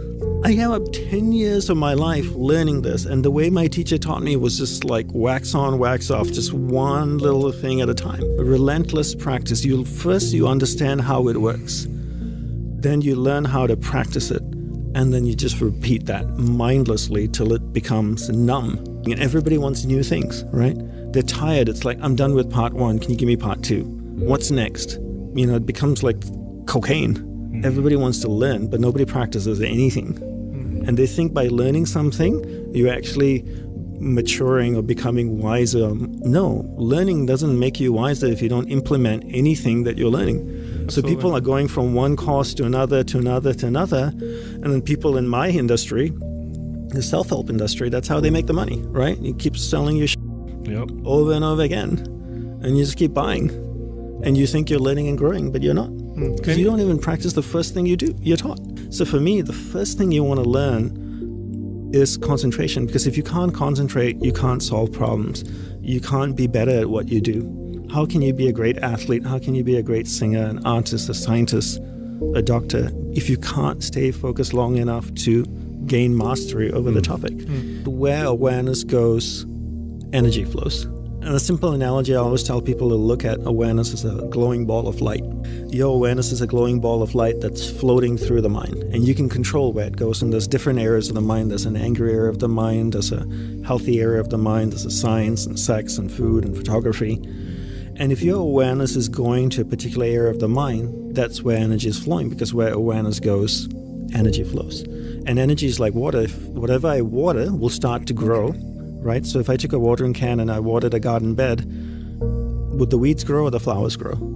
both, right? Because water can't tell the difference. Energy works the same way. If I put energy to a particular area of my mind, it will start to grow. So if I want to develop a particular area of the mind, all I need to do is harness my awareness, take it to that area of the mind and hold it there long enough so there's enough energy going to that area, and that area starts to get strengthened. And different people cultivate different areas of the mind. Some people are happy. They're always happy. They're always an optimist because that's where their awareness is going. And because awareness goes there, energy flows there, more energy is deposited there. More energy deposited there means more magnetic, which means it pulls awareness there much easier. The mind basically has no ability to tell what's good for you and what's not good for you. If the mind actually knew, we'd all be perfect. I'd wake up in the morning, my mind would tell me meditate for an hour, do yoga, run, work out, eat this breakfast, then sit down for 2 hours or 1 hour, then stretch, then do this. No, my mind just is like, do whatever the hell you want to do. The mind doesn't know, right? So whatever we tell our mind, whatever we repeat over and over in our mind creates patterns. And these patterns, when they're repeated, whether they're repeated consciously or unconsciously, become deeply ingrained and become extremely difficult to break. He said, learn to lean on your own spine. And in the monastery that I lived in, there were 27 monks. And, you know, in the 52 years he taught, he had 27 monks when he died. So it wasn't easy to get in. He was a tough teacher, a very loving, wise teacher, and wasn't easy to stay in. But, you know, the one thing he always said to us is that don't lean on me, because one day when I die, you're going to fall over. Learn to lean on your own spine. And I think in today's world, people lean on so many things, right? Whether it's drugs or technology, and we just complicate things, right? For thousands of years, I believe, people learned to become sensitive to their mind, their body, and their nervous system. And that's how we survived on this planet. All over the world, whether it was in Europe, Africa, Asia, people went out to the forest. They knew what leaf or root or plant healed something. And that's how we survived, right? There was no doctor or pharmacy to go to. We understood our body. We knew how to connect with plants, with things. We were sensitive enough. And now, in today's world, we are the most amazing tool on the planet, our body and our mind. But yet, we don't try to understand it ourselves. We need technology to tell us about our body. We need other things to tell us about our mind. Right? Get to know your mind, get to know your body so that you can understand it. And we have the most amazing tool in the world, yet we turn to other things like technology and drugs and everything. Why? Just go within yourself and find out all answers are inside of you. So one common thing people say to me is, Dhanapani, if I meditate 5 minutes a day in the morning, will that help me concentrate? Two things here. One is meditation doesn't help you concentrate. This is a total false, erroneous belief. Concentration leads to meditation. You cannot meditate unless you can concentrate. So meditation doesn't help you concentrate. Second is, look at it this way. Your whole day is a preparation. At first, your rituals throughout the day is what supports you. Then you start meditation. Right? You can't meditate for 5 minutes a day and then the rest of the day practice distraction. Don't lead a life that supports meditation. And my guru had a beautiful saying, and he quite often would say that, most people can't meditate because they do not lead a life that supports the practice of meditation. One of the brilliant things about my teacher was that he proved to us and showed us that technology and material things are not bad. There's nothing wrong with TV. There's nothing wrong with the cell phone. There's nothing wrong with computers. There's nothing wrong with the internet, as long as you are in charge. But if you allow the internet, whatever's happening on your computer, on your phone, to dictate your awareness in your mind, then you become a slave to technology, and then it can train you to be distracted. But as long as you're in charge of it, then it's totally fine. What beautiful tools, huh? I can pick up my phone and FaceTime my mom in Australia. I can see her, I can talk to her, I can smile and laugh. Why is that a bad thing? But I need to be in charge of my phone. And I think in today's world, we allow everything on the phone, everything on the computer, on the internet, to dictate where our awareness is going. And therefore, we become a slave to everyone and everything around us. Problems are not problems. They're subconscious patterns that need to be adjusted. And I love that saying, problems are not problems, they're subconscious patterns that need to be adjusted. And once you understand that, all you have to do is adjust patterns in your subconscious, and you can change so much in your life. Because so much of the patterns in there were either placed in there by you or your surroundings, your family, your school, what you watch on TV, what you listen to, your environment, programmed to subconscious. So if you can adjust those patterns to what you want, you solve the problem. I think at the end of the day, it's all about desire. How badly do you want it? And most people, to be honest with you, don't want it badly enough. And when my guru asked me, when I told him I wanted enlightenment or self-realization, he asked me, what are you willing to do for it? And I said, I'm willing to give up my life. So I was willing, in my early 20s, when all my friends were graduating from engineering school with me, they were going out and parties and shagging women and getting drunk and, earning money, buying a car, getting an apartment, traveling the world. I said no, because I wanted something more. Not that I didn't think those things were great. I wanted something more. And I think today, how many people really want to be concentrated? I would say there's so many incentives for concentrating, right? Benefits for concentration. Number one is that ultimately I would like to think that most people want to be happy. I think very few people wake up and say, I want to be miserable today. Most people want to be happy. How do you be happy? First, you become clear of what you want in life. You identify your purpose in life. You identify who and what is important in your life. Your purpose defines your priorities. Once you identify who and what's important in your life, then when you're doing what you love, when you're spending time with the people that you love, how do you get the most out of it? So if you love going to the gym and working out for an hour, how do you get the most out of it?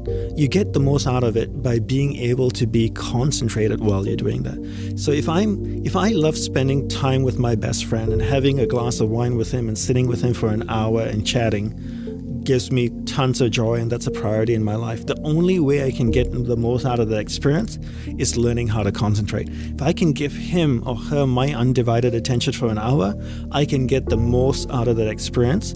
The byproduct of that is I feel happiness, right? At the end of the day, if you really want to have a life that's a happy life, you really have to be clear who and what's important in your life. And in doing those things, you have to be fully present. And the only way to be fully present so that you can fully experience those experiences is to be able to be concentrated. Your brain is the most powerful weapon in the world. Once you put away your phones and your computers and all that we have nowadays, yeah, it's great. We're up to date. But your brain is the only thing you have when you're going through depression, when you're going through hard times, when you're going through death, real life you can't Google that, man. You're alone.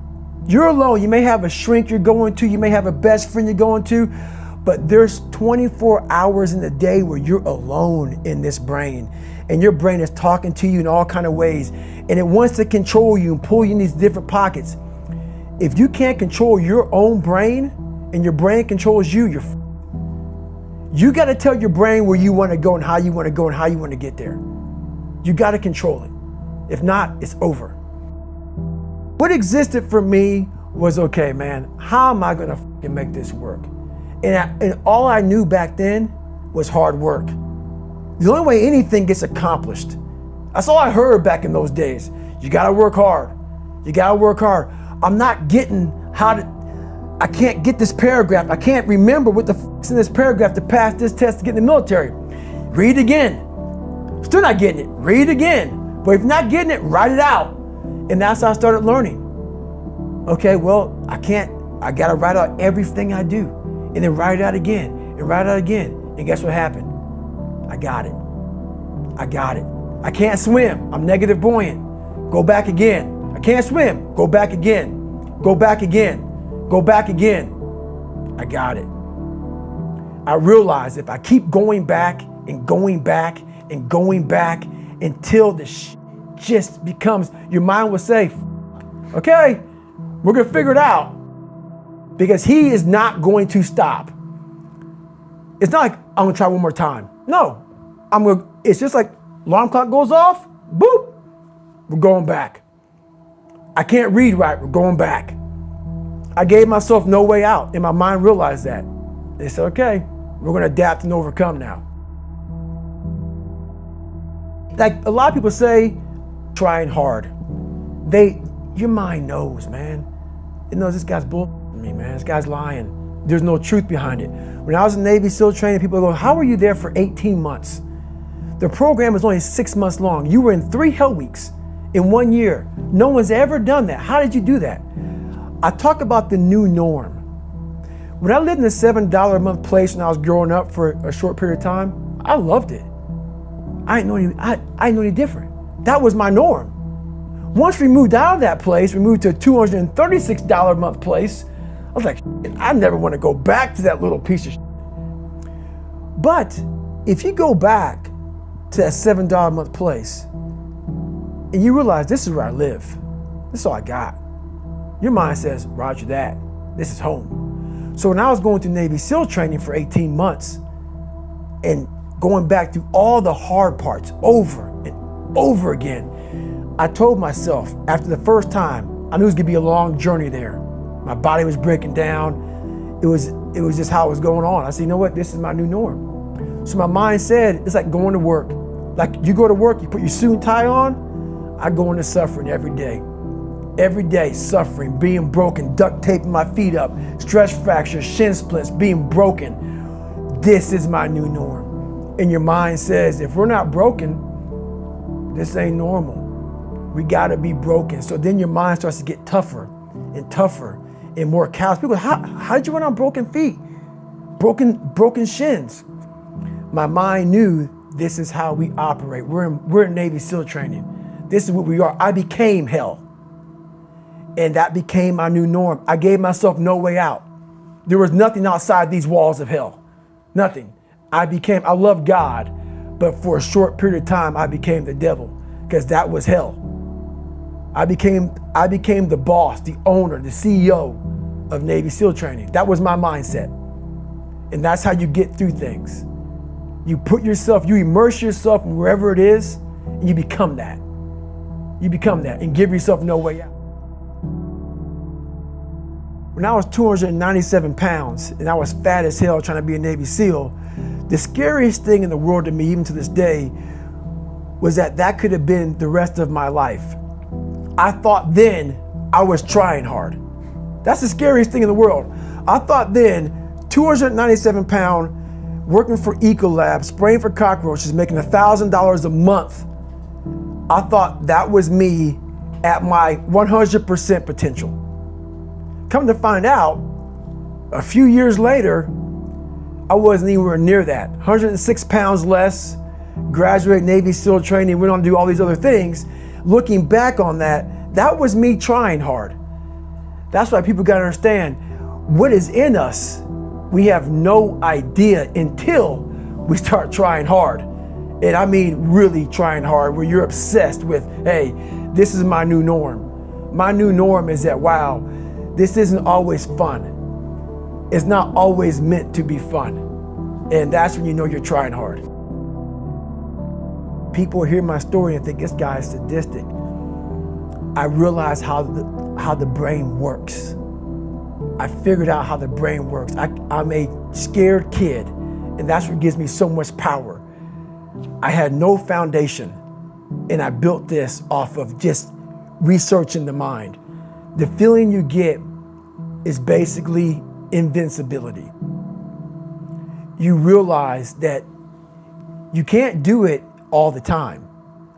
When you need to do it, I know I can go to a place that I can live in. And when you know that you can run on broken legs and you can do certain things that a lot of people can do, but they're not willing to do, this power, this sympathetic nervous system of fight or flight, and you're fighting, it gives you this charge of energy of when you're sitting there at 3:30, 4 o'clock in the morning and you're duct taping your feet up because they're broken, and you're doing it by yourself, and you're going through arguably one of the hardest training in the world.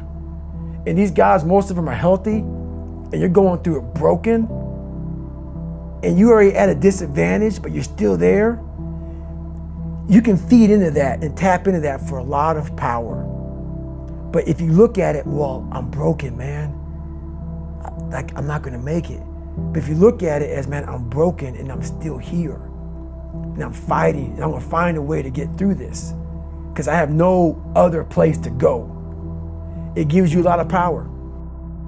When things start to suck really, really bad, my brain in a lot of people's brain, they don't go to your dad beating you up.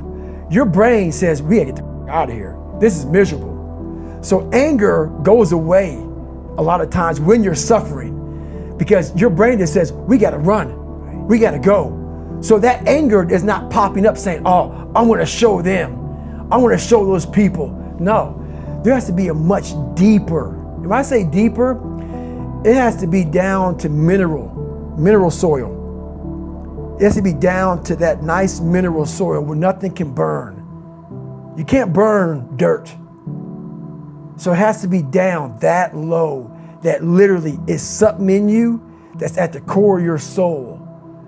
But you don't find it unless you spend a lot of time with what you want to be in life. I can't give that to you. Right. You can't give it to somebody. When you find your true passion in life, and my passion for me was like, oh, I want to be, I don't give a Navy SEALs, Army, I don't give a shit. I want to serve my country. I want to be someone that I'm proud of. I want to look at myself in the mirror because I was so disappointed. That accountability mirror I talk about, I was so disappointed in what I saw every day. I wanted everybody to love David Goggins. And a lot of people did. I didn't love myself. But I knew a lot of us want to find peace first. So people say, man, you always talk about this suffering and pain and I'm at peace right now because I went through that. Right? You don't find peace first. If you do, Merry Christmas. More power to you. More power to you.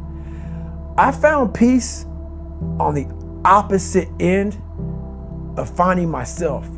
And no one really finds themselves without going through trials, tribulations, suffering, accountability. And accountability is suffering. Being accountable every day for doing right for yourself, for the people next to you, it's miserable. It's hard. So, even the smallest details. If somebody tells me visualize, I go, why? Like, how does it work? Like, if you ask me to visualize, like, why does it work? Like, why should I invest my time on that versus something else? If you're asking me to use affirmations, like how specifically, why, how does it work? If you're asking me to emotionalize, well, what's happening in me that tell me I need to create these false senses of feelings? I want to know why it works. And why does it work, especially emotionalizing? I think that's something that people hear a lot. I talk a lot about embodying something, really feeling it. Yeah. But why does it work? Great question.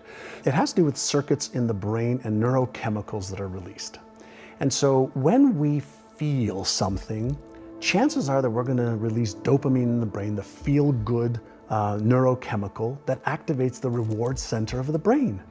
And chances are if we feel that and we have this positive emotion around it and that neurochemistry is flooding our brain and our body with feel-good chemicals, we're actually activating the motivational center of the brain.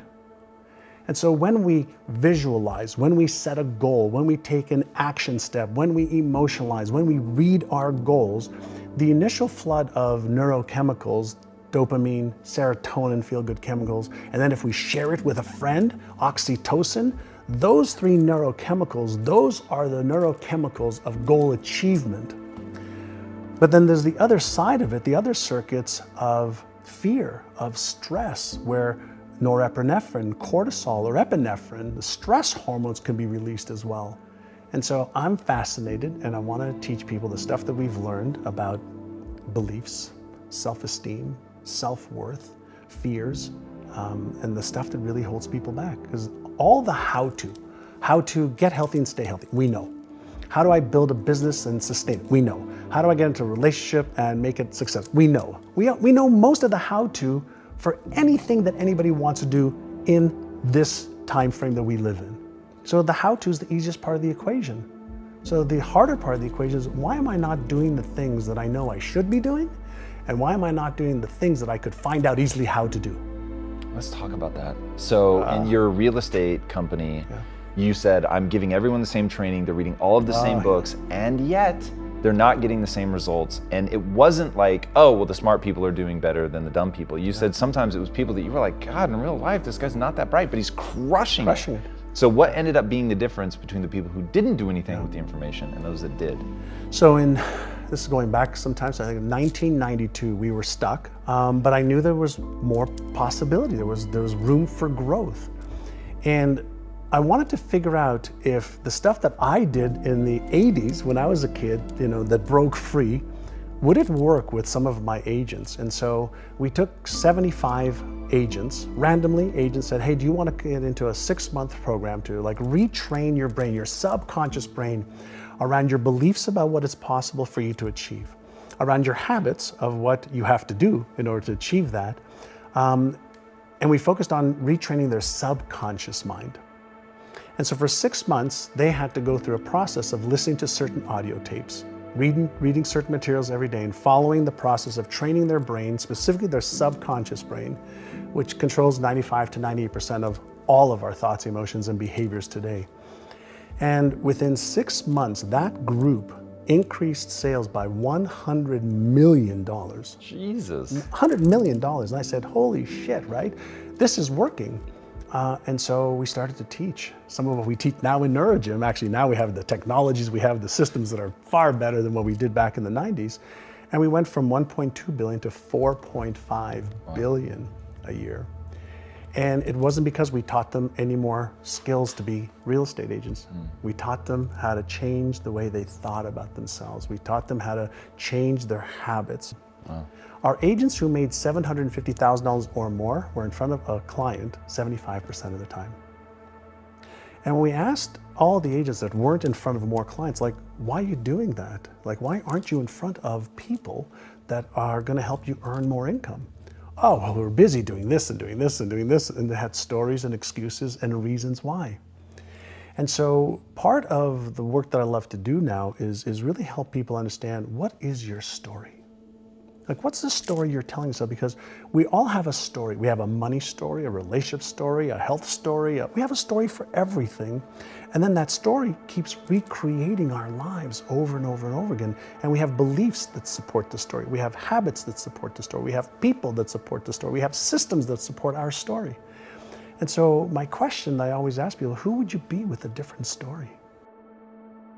The first source of shame, when I was 5, I moved from Israel, where I was born, to Montreal. And I just started kindergarten in Israel. And then I was thrown into a class with 50 kids in Montreal in grade 1. I didn't speak English or French. And so I felt stupid. I felt like I sat there, looking up at the ceilings, bugging the other kids, and was consistently reprimanded, consistently put in the principal's office. And then I was consistently brought to my knees with my parents. My father was physically abusive, which is a challenge in itself. His words weren't a way that he communicated. Hands and feet were his way of communicating. And so when I did the wrong things, that was the punishment. And so I felt embarrassed that I wasn't smart enough, that I wasn't good enough, that I wasn't going to amount to much. And back then, school was, my parents were trying to say, go to school, do well. That's your way out of where we were living. That's your way out of this life that we're having, which wasn't a bad life. We had food on the table, we had a roof over our heads, but there was always a struggle. You've become this really extraordinary example of rewriting your story. How did you get out from under the story that you would have had to have been forming if your father was abusive? I know a lot of people are watching this right now. They are stuck in a story, man. Like something happened to them as kids or whatever's happening to them now. They don't know how to get out from under that story and could never conceive of having a beautiful relationship, that they've sort of re-explored and reimagined. Yeah. When I was in my 20s, one of the things that Alan put me on a path to was personal development. Read a book a month, go to events, listen to cassette tapes back then of motivational stuff for motivation, for inspiration, for strategies, for tactics of what to do to raise your level of skill and knowledge. So I went to this event and I brought up this challenge that I had with my father. And the instructor said, when are you gonna forgive him? I said, never. I'm never gonna forgive him. Forgive him. There was so much pain. And the instructor said, well, if you're never gonna forgive him, then you're the one taking the poison pill, hoping he's gonna die or he's gonna be affected. He says, you don't forgive him for him. You forgive him so you can move on. That was like, aha, number one. And then he said, why don't you ask your father why he did it? Whoa. Like, why was he like that? And so when I mustered up enough courage on the phone with my father, I said, Dad, like, how come you've never said, I love you? He says, well, my father never said he loved me. That's not what a man says. But you say to my sister, he says, well, that's okay to say to a girl or to a woman. He said, why did you hit me so much? Why did you? He says, because you were being a bad boy. I said, but why didn't you talk to me? Like, why didn't you just talk? And he says, well, because my father hit me too. I had to put you in your place. I had to teach you the right way to stop the behavior. And it was at that moment that I realized he just didn't know better. That's what he learned, was the process to try and help me. It took 3 years. I used to call him every week. I started telling him, I love you, Dad. Hang up. I love you, Dad. Hang up. I love you, Dad. Hang up. Then one day he says to me, I love you too, boy. And then he has never not said I love you to me, my brother, or my sister since then. On my epitaphs, he lived, he loved, he gave, he had fun. I always thought that if there's a way that I could somehow use my life in a way that I can make somebody else's life a little bit easier to live, either through knowledge or understanding or love or a process, then my life's been worthwhile. And so I just want to make a difference. And I'm one of the people that doesn't believe that there's anything wrong in the world. Everything's unfolding exactly as it should. There are many things not to my taste that I don't understand, but I just want to make the journey as good as I can for as many people as I can. Don't tell people what you know. Right. Keep them poor.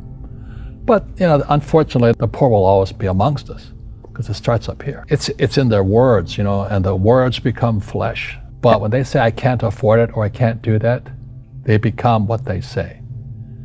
And I made so many people, I can't afford it. You think I'm made of money? My PhD dad, he says, what do you think I am, made of money? I can't afford that. And my rich dad would say, that's why he's poor. Poor people say, I can't afford it, I can't do that, I don't have time. Because it's an escape. It's an escape, you know what I mean? It's easy to say, I can't afford it. Oh, I'm too tired. Oh, I can't go to the gym. When you could go to the gym, but no, I can't. Truth is, I'm just too lazy to go to the gym. A question opens the mind, a statement closes the mind. See, when you say, I can't afford it, your mind shuts down, and you become what you say. But the thing is that we become creatures of our own habits. And until we break the habit, we don't change. Poverty is passed on. It's taught in your families. And middle class is taught in families.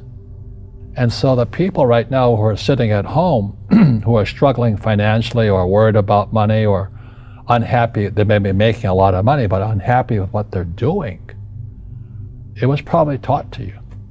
Your superego was taught, get a job, work hard, or you'll never be rich, or the rich are evil, or whatever.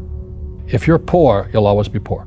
Just like most pro athletes, they make millions of dollars, and 65% are bankrupt 5 years later.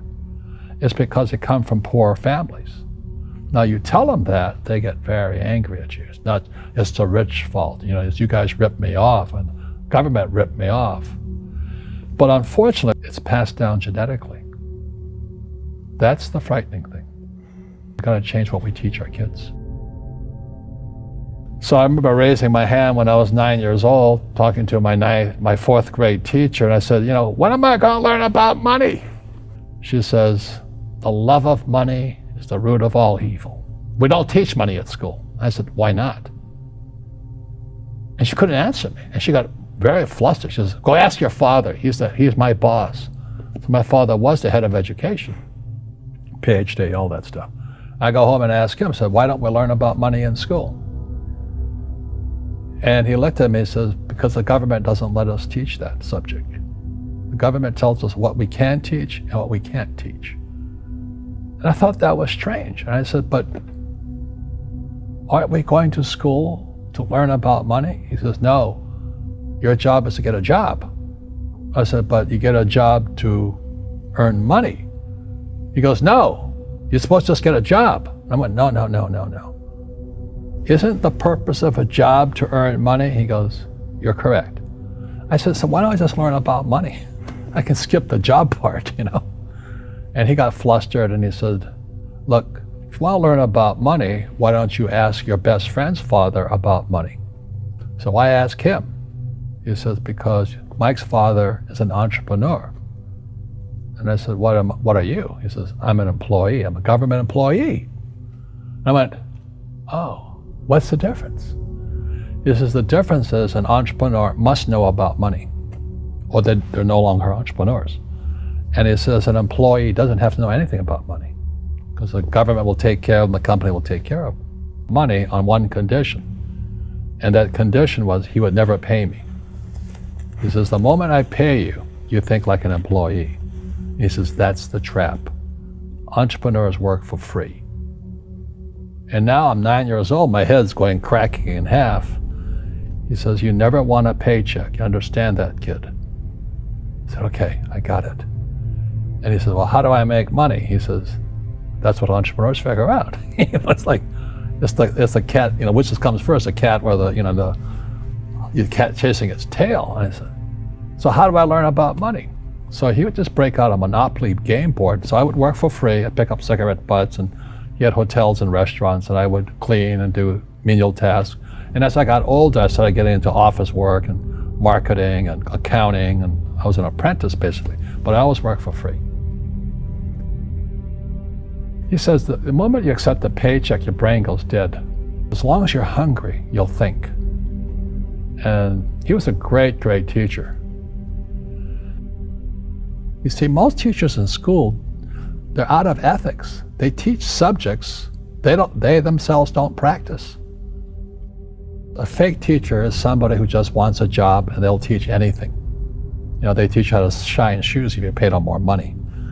But they really don't know what they're teaching. For example, my calculus teacher, went to military school in New York, and I asked the teacher, I said, I'm in my third year of calculus now. I said, am I ever going to use this stuff? He goes, no. I said, why do you teach it? He says, because I get paid. I said, do you ever use it? He goes, no. And that's why, you have to, in life, one of the things I suggest to people, you got to find a real teacher versus a fake teacher. And a fake teacher is somebody who doesn't do what they teach. And a real teacher is doing what they teach every day. School systems are making our students weaker. So in school, they have these things called now trigger effects. So you can't, as a teacher, you can't say anything that might upset the student.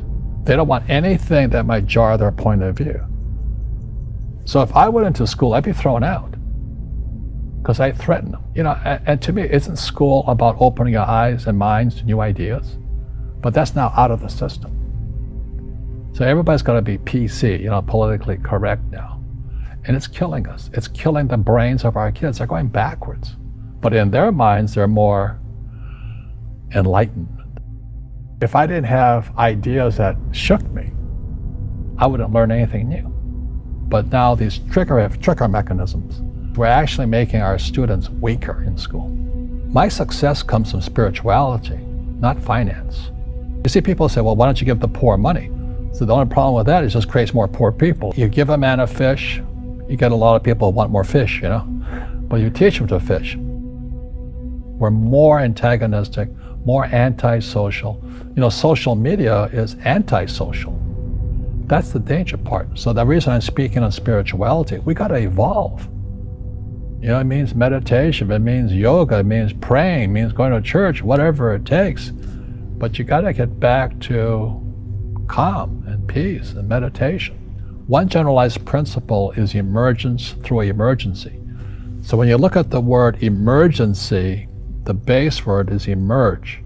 The only way humans evolve is via emergency. And a big one's coming. And it's going to be As we all know, our banks have ripped us off immensely. They're just a bunch of crooks.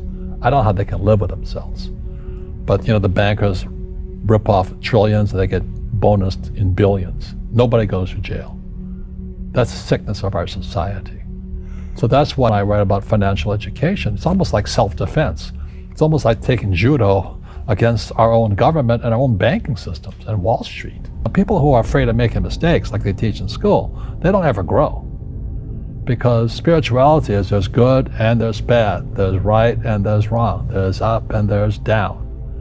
Most people only want to be right, they only want to be positive. Well, you can't have that, that's not reality. Every time I failed, it was like, good, I said, okay, what have I learned? And the average person, the reason they're poor is they haven't failed. They play it so safe, they haven't made any mistakes like they taught in school. That means they don't learn anything. That's why the school system's actually fundamentally corrupt. It's anti-education. Don't make mistakes and don't ask for help. And if I didn't ask for help, I have my accountants, my attorneys, my bankers and all that.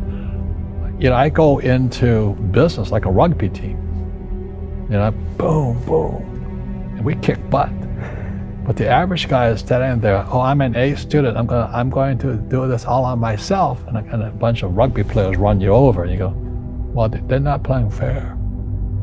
You know what, you're playing stupid. You should have a team. You should have accountants, attorneys, and bankers and all that stuff. But that's not the game I want to play. I said, then don't play the game.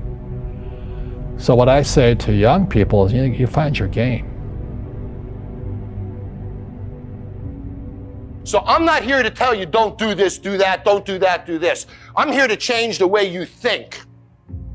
And if I can change the way you think, I can't help but change what you do, can I? Let me introduce you to the concept of success. Ben Franklin was a pretty smart guy, and I want to start with a quote by him.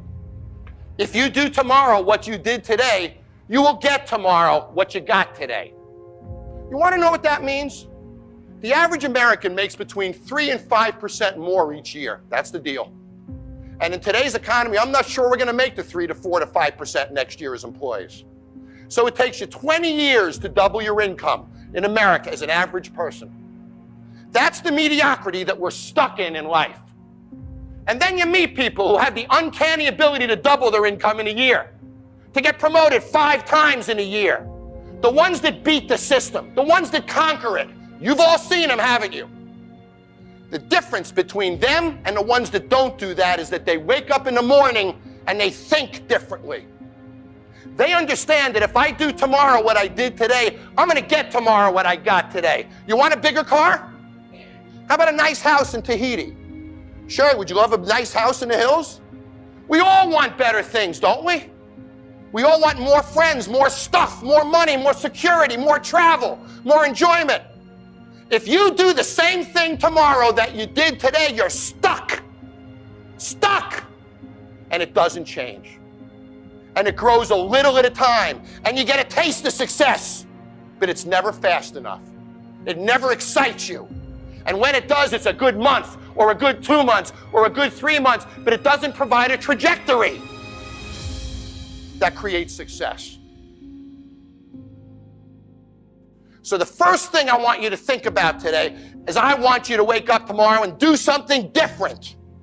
And understand if you do the same damn thing, you're stuck. Just because you did it a certain way yesterday, there's no reason to do it that way today. I want it to hit hard. That's not what drives success, you do. There's no place for patience in business. Patience in life means things happen slower than they could. So if you're going to be on this planet for 70 years and things happen slower than they should, at the end of 70 years, you're going to have less, aren't you? Less experiences, less time, less money, less of everything. So let's all hurry up, man, and get more out of life. If you think your life is complete, then I suggest that you're an ass. Because tomorrow always has a great opportunity in it. Your life is not complete until you close your eyes.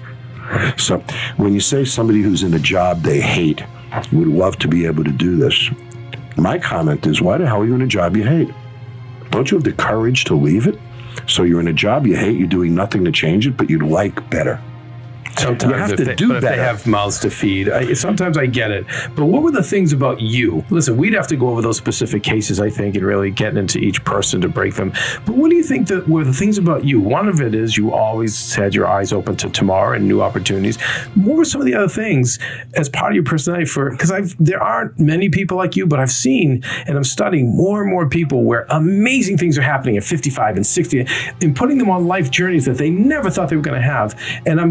And I'm seeing that you guys have a lot of the similar attributes, but what do you think? What was it about you, John? Courage. Courage. You know, the first time I went and shot a pilot for Bar Rescue was really hard. You think it's easy to scream at people on national television, to insult people on national television, to call you a jerk, challenge your marriage, challenge your integrity, challenge your professionalism? That's hard. That's not who I am.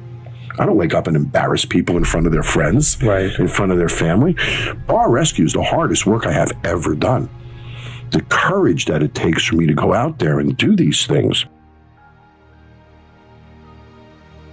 The only final advice I would give you is I've lived a very unconventional life. And it's because I live my dream every day. Dreams are inspiring. Work is not. Find a dream.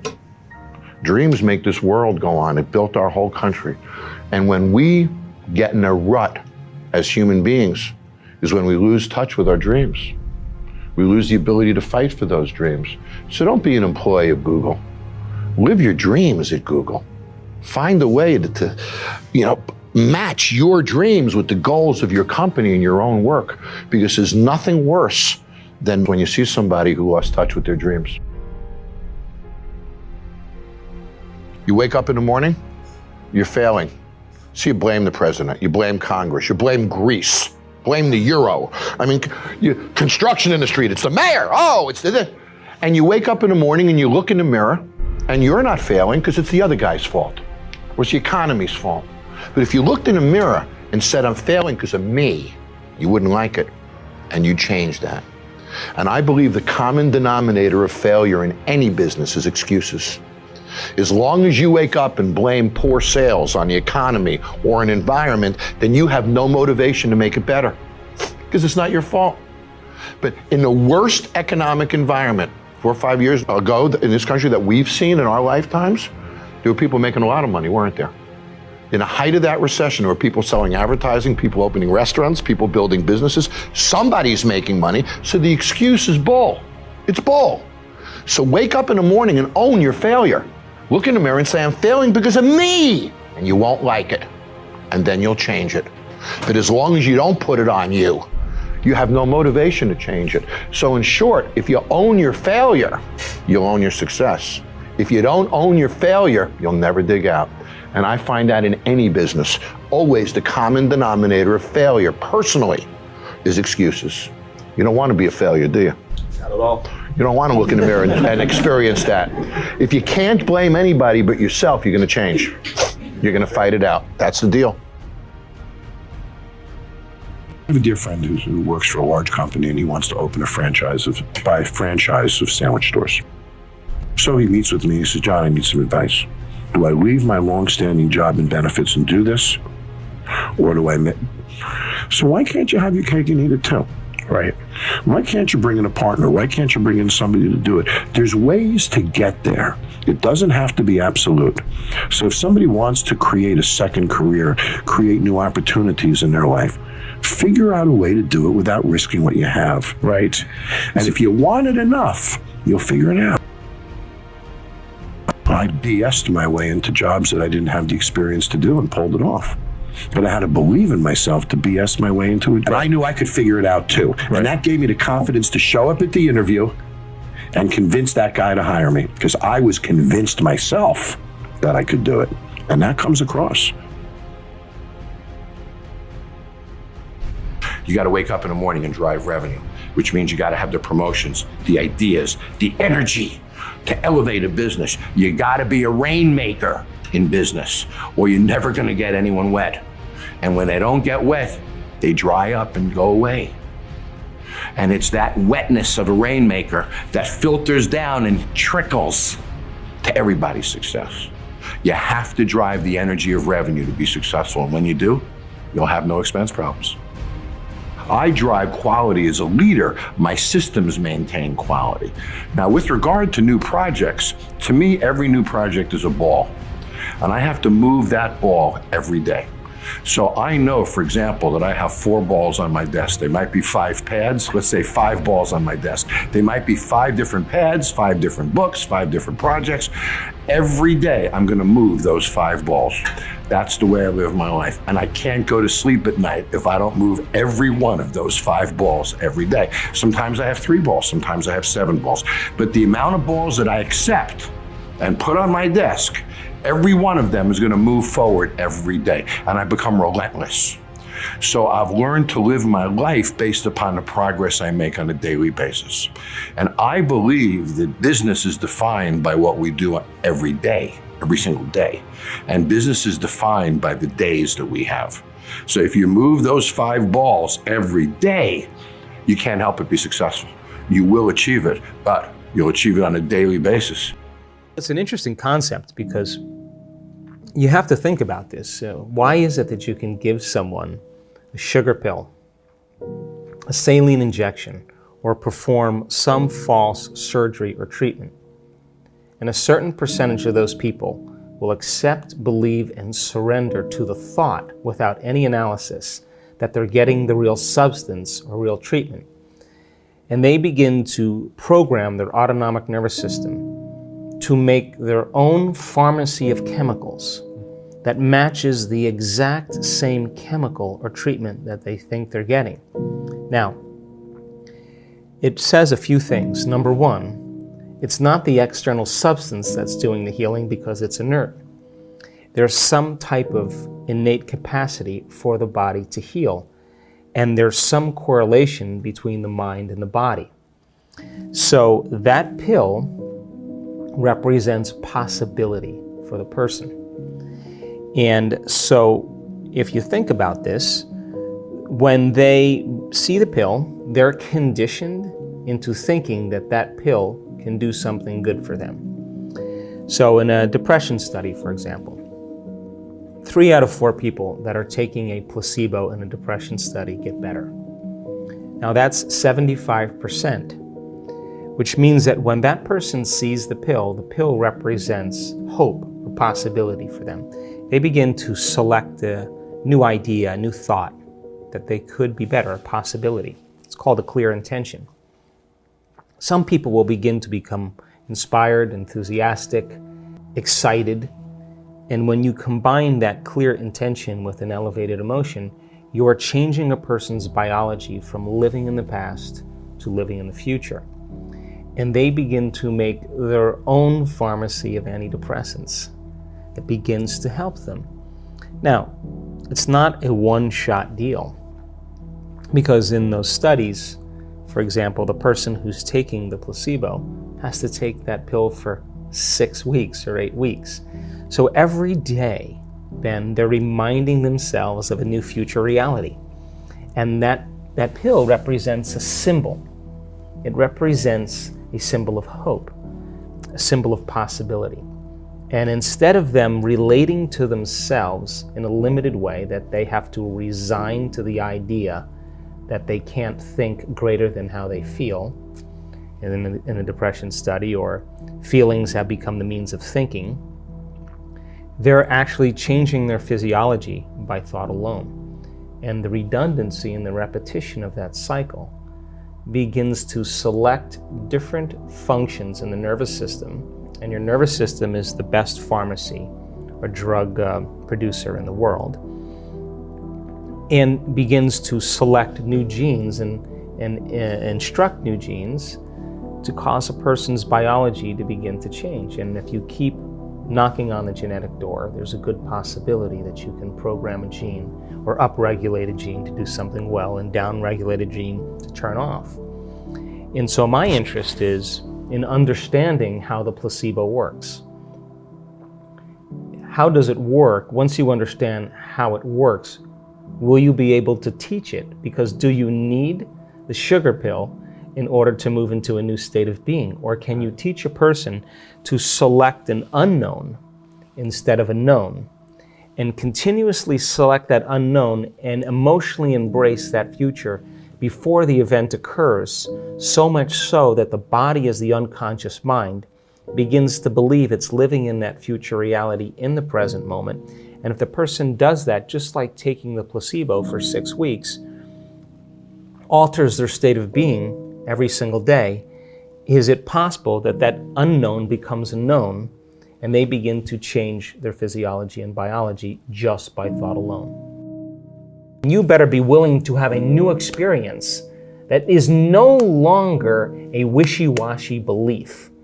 It has to be a very strong impression in your biology that comes with an accompanying experience that then changes your biology to understand you believe something else. But that's not the end either, because then you have to question from that point, what is the next belief that helps you to understand the next thing? For example, the person in our work who, I'll use a simple example, has a very, very difficult marriage. And her marriage falls apart, her husband was abusive, and lived by the stress hormones for an extended period of time. Of course, all her energy is going for some threat in her external environment. She has no energy in her internal environment for growth and repair. No energy for long-term building projects. The body is in vigilance. It's always anxious. She's anticipating something bad happening all the time, and she's got food allergies to everything. She's allergic to her environment. She comes to the event, she does the work, it takes her 3 months, and all of a sudden, in one event, she has a breakthrough, and she's eating anything she wants. Now, she's changed her belief about her past because she's no longer saying, I am this way because of my relationship with my husband. See, because when you say, I am this way because I had an abusive father, I am this way because I had a difficult marriage, I am this way because I got fired from my job, what you're saying is, I haven't changed since that event emotionally. And so now you're viewing your future through the lens of the past. When you overcome that emotional state, a memory without the emotional charge is called wisdom. Now you're ready to create a new future, because if you're still attached to the emotion, you're still attached to the past, and you can't create a future. So all of a sudden now the person has a transformation. She has a shift. She knows that she's liberated from that anxiety. She feels it. And as a result of it, in a matter of moments, Ben, her biology reorganizes to a new mind. And now she's eating, I'm watching her eat pizza, I'm watching her eat a hamburger, she's laughing, and it's sustained. But that's not the end. Because if she's healed herself, then the next question is, I understand the physics and biology of what I've done. Is it possible if I heal myself that I can heal another person? If people are really, really believing that their astrological sign determines their destiny, then they will look for, based on their perception, the correlations that are equal to their belief system. I don't particularly believe that because I'm born at a certain time under a certain house that has anything to do with me creating the life that I want to have, right? So many people will, though, and because they do, they'll select, like, oh, I saw 11:11 on the clock. Well, you've seen 2:36 on the clock and 4:18 on the clock, but you're looking for 11:11. Well, then that's your reality, because that's where your attention is, right? So I don't subscribe to that, but I respect that, because that person is going to keep that belief until it no longer serves them, and they're either going to evolve their belief or they're not. And if they don't, so be it. But if they do, they're going to realize sooner or later it's not working for them. I have certain beliefs right now that I honestly am questioning, that I still think are limited beliefs.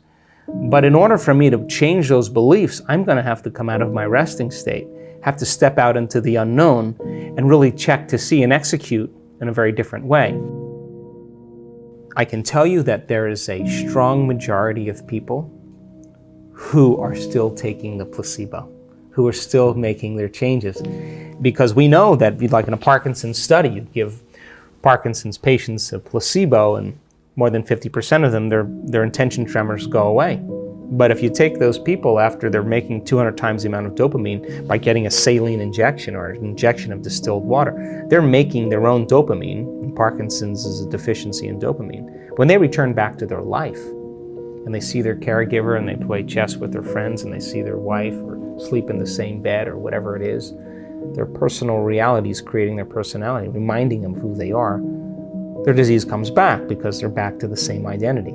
And that's how strong the environment is. So our students who continue to do the work are still sustaining and producing more changes. Wow. Now that's the majority of our students because our students are committed. But we do have students that don't make it. Why? Because we're doing something that is unknown. We're doing something, not everybody is gonna make that. Like not everybody's gonna finish the mile.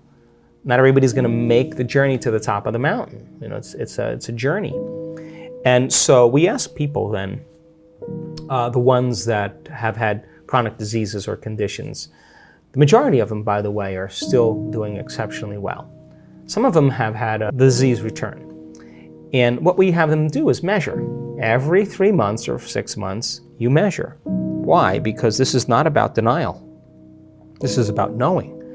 So with the people who have had some conditions return, we ask them to measure, and then we ask them to go at it again. And if their values aren't changing, we ask them to intervene with other medical means or whatever they need to improve. So the ones that have had the healings, though, the majority of them are still doing exceptionally well. Some of them that stop taking the placebo or they lose their job, they lose their mother, they lose their life, and they get stressed, and they go back to their old self. Well, it's a matter of time when we're going to start seeing some of those conditions return. What happens if you take a cold shower every day? The heart rate is gonna go down with 20-30 beats a minute, 24 hours a day. That means stress is gone. If you take a couple of minutes and you make sure all the body adapts to the cold, because you are very warm. You're warm like a hot dog. Right. When you wake up. I go directly straight to the cold and get the biggest of reactions on my body. And within 30 seconds or something, I'm completely not feeling the cold anymore.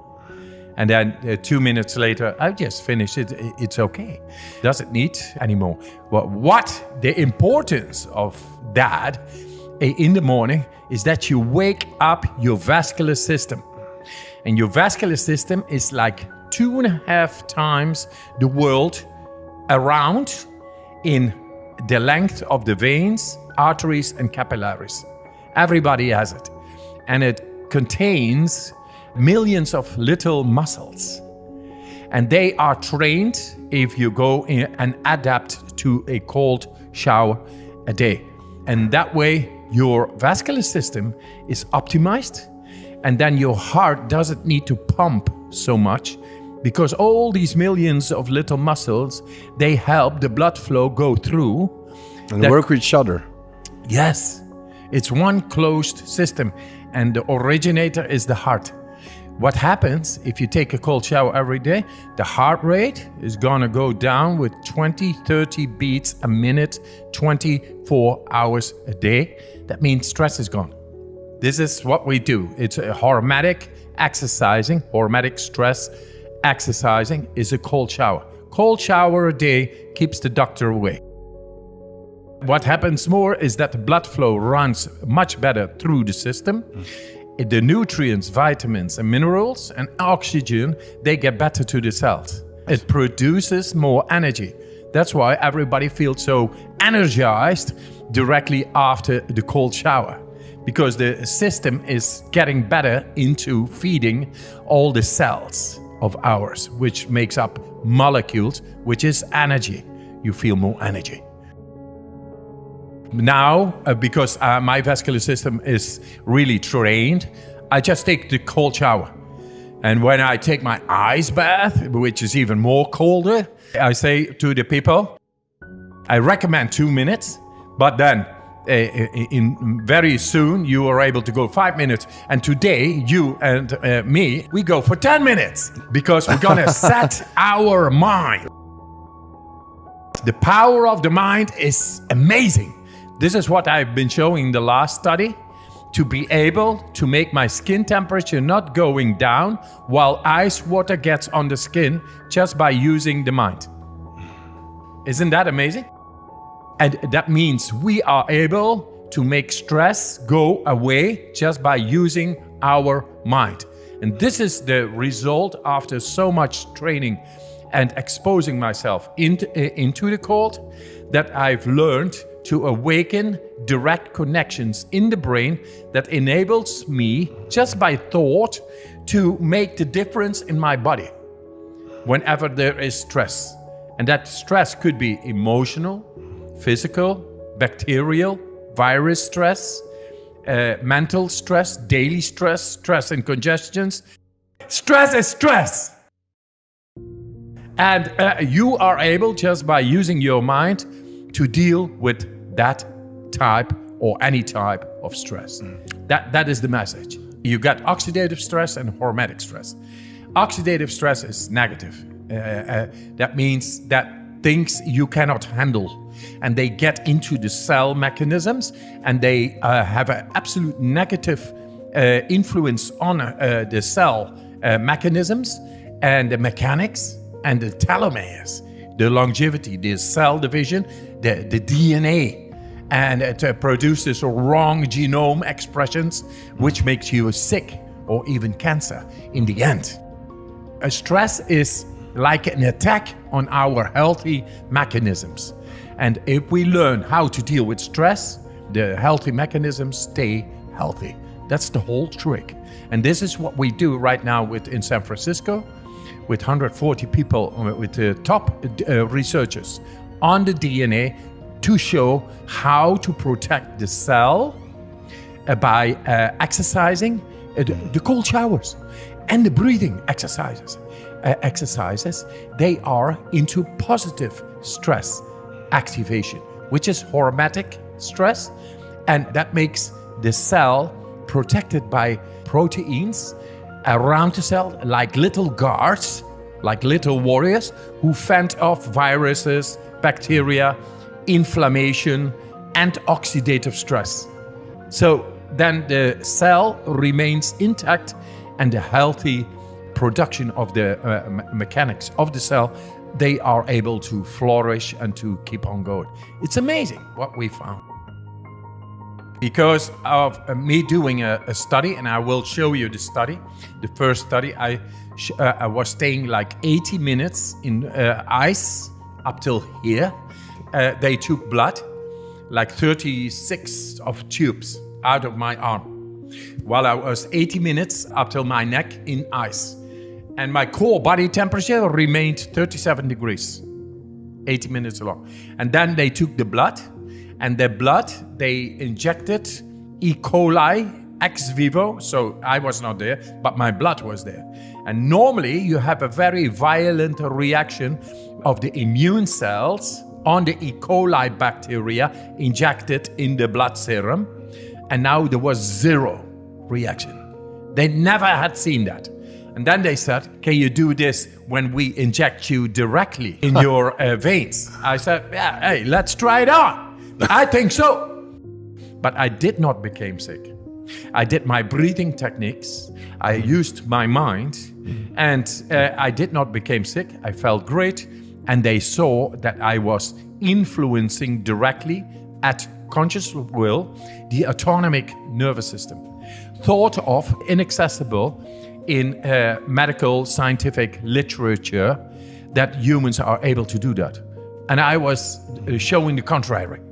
So with that, they said, yeah, but you are the Iceman. You are special. You are different. You are a freak of nature. This is, with normal people, not possible. Then I told them, yes, give me people for 10 days, and I will make them able what science is saying that is not possible with the human physiology at will. I will make them able at will to influence so deep within their bodies, and with that we will change medical literature as it is. And they said, okay, finally, they said, yes, let's do it. And we did a comparative study with 18 people there who did not train with me and 18 people who I trained. 12 of them were randomly chosen to take part of the injection of the E. coli bacteria. And all of them, non-trained and trained. The non-trained people, they became all sick. And the trained people, after only 4 days of training, they did not become sick. And then they saw 16,134 people who had been exposed to the same experiment all became sick. And then suddenly 12 people did 100% score in one comparative study, showed not to become sick, 100% score. What I do always with people is to go to the mountains. I have a house in Poland, somewhere at the mountain slopes. And I trained the people over there every day, inside and outside, in the snow, barefoot, in shorts, going to the waterfall, and slowly but surely in 4 days climb a mountain in shorts for 5 hours in freezing temperatures and have a great time. Then when we arrived on the top of the mountain, I knew these guys are ready. Let it come. Let the injection come of the bacteria. They will show the difference. And 4 days later, they were in the hospital, got the injection, and they turned around scientific literature as it is. We are able to do so much more than has been believed by science and scientific community. And we have to bring this to the people. I remember walking across this yard on what seemed to be a random day, my head down, lost in my own world of issues, like many of you do daily. I'm almost at the center of the yard. I raised my head and Muhammad Ali was walking towards me. Time seemed to slow down as his eyes locked on mine and opened wide. He's raised his fist into a quintessential guard. I was game to play along with him, to act as if I was a worthy opponent.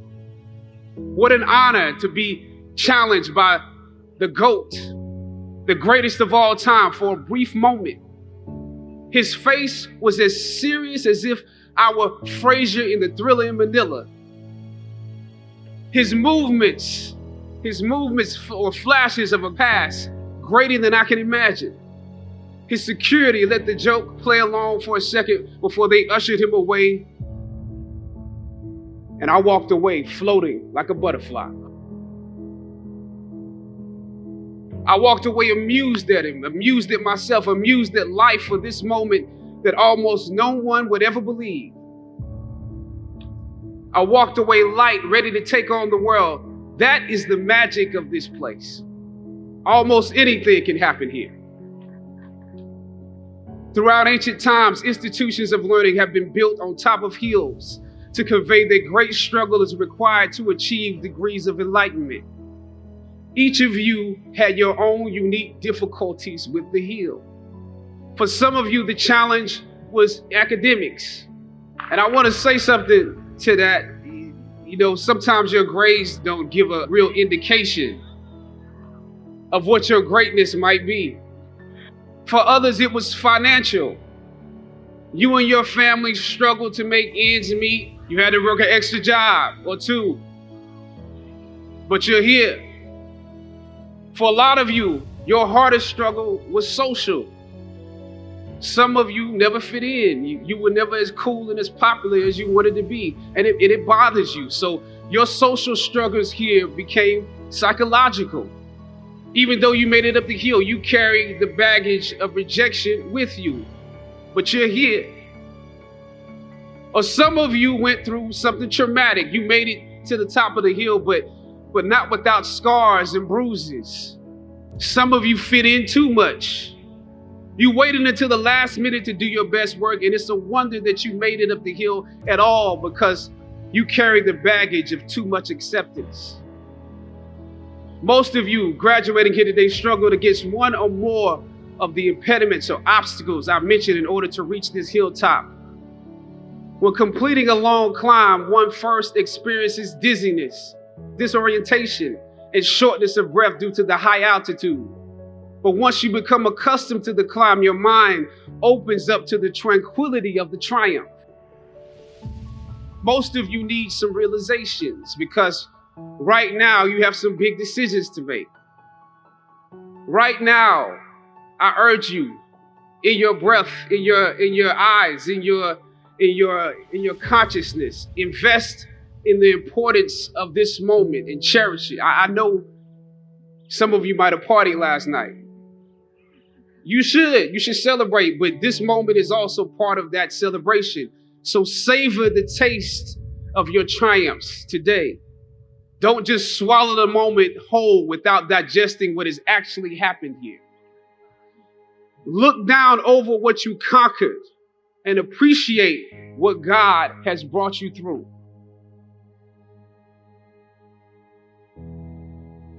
I was on a roll when I entered the system of entertainment, theater, television, and film. In my first New York audition for a professional play, I landed the lead role. From that play, I got my first agent. From that agent, I got an on-screen audition. It was a soap opera. It wasn't Third Watch. It was a soap opera on a major network. I scored that role too. I felt like Mike Tyson when he first came on the scene, knocking out opponents in the first round. With this soap opera gig, I was already promised to make 6 figures, more money than I had ever seen. I was feeling myself. But once I got the first script, and with soap operas, you very often get the script the night before and you shoot the whole episode in one day with little to no time to prepare. Once I saw the role I was playing, I found myself conflicted. The role wasn't necessarily stereotypical. A young man in his formative years with a violent streak pulled into the allure of gang involvement. That's somebody's real story. Never judge the characters you play. That's what we were always taught. That's the first rule of acting. And any role play, honestly, can be empowering. But I was conflicted because this role seemed to be wrapped up in assumptions about us as Black folk. The writing failed to search for specificity. Plus, there was barely a glimpse of positivity or talent in the character, barely a glimpse of hope. I would have to make something out of nothing. I was conflicted. Howard had instilled in me a certain amount of pride, and for my taste, this role didn't live up to those standards. It was just my luck that after filming the first 2 episodes, execs of the show called me into their offices and told me how happy they were with my performance. They wanted me to be around for a long time. They said, if there was anything that I needed, just let them know. That was my opening. I decided to ask them some simple questions about the background of my character, questions that I felt were pertinent to the plot. Question number 1, where's my father? The exec answered, well, he left when you were younger. Of course. Okay. Question number 2. In this script, it alluded to my mother not being equipped to operate as a good parent. So why exactly would my little brother and I have to go into foster care? Matter of factly, he answered, well, of course, she's on heroin. That could be real, I guess. But I didn't want to assume that's what it was. If we're around here assuming that the Black characters in the show are criminals on drugs and deadbeat parents, then that would probably be stereotypical, wouldn't it? That word stereotypical lingered.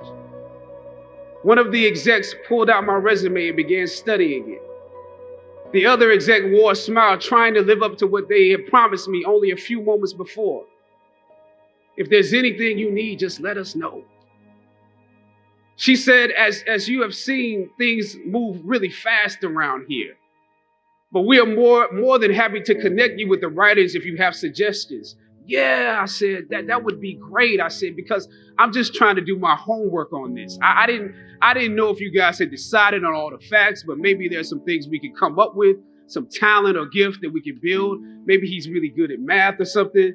He has to be active. I'm doing my best not to play this character like a victim.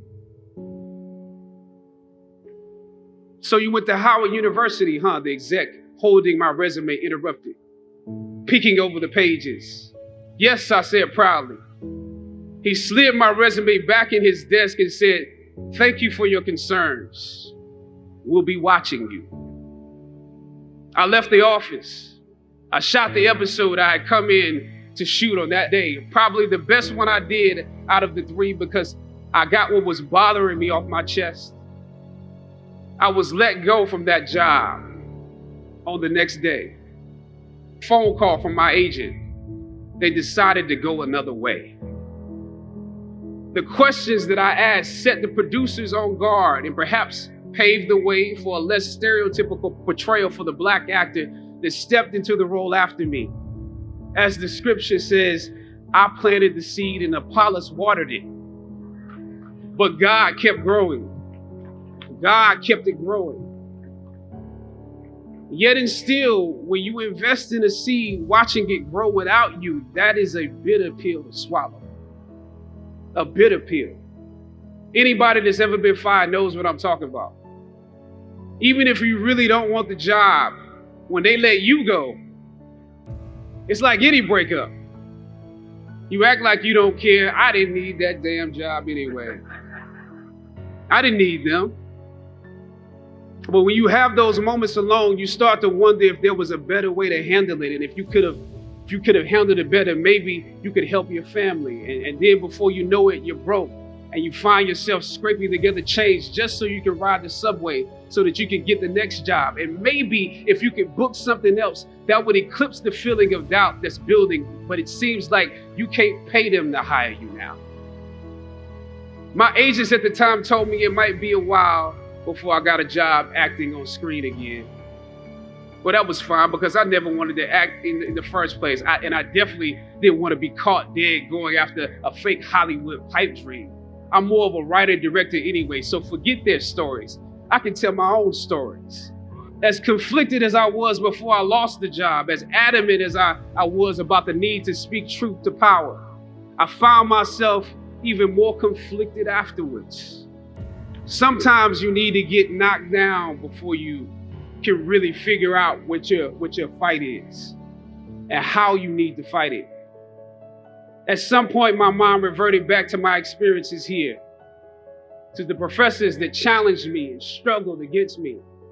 Finally, I thought of Ali in the middle of the yard, in his elder years, drawing from his victories and his losses. At that moment, I realized something new about the greatness of Ali and how he carried his crown. I realized that he was transferring something to me on that day. He was transferring the spirit of the fighter to me. Sometimes you need to feel the pain and sting of defeat to activate the real passion and purpose that God predestined inside of you.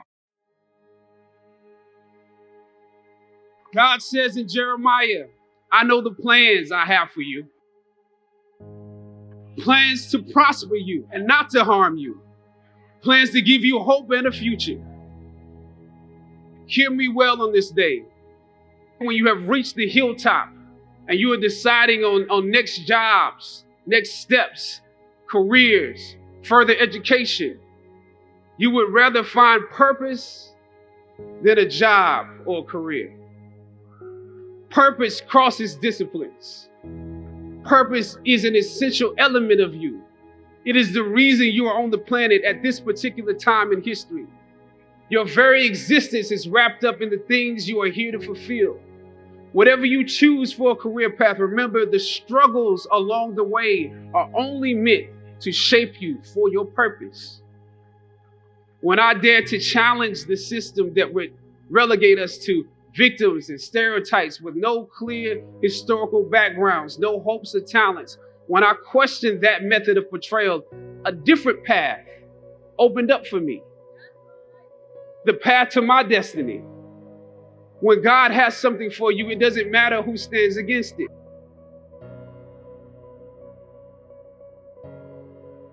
God will move someone that's holding you back away from a door and put someone there who will open it for you. If it's meant for you,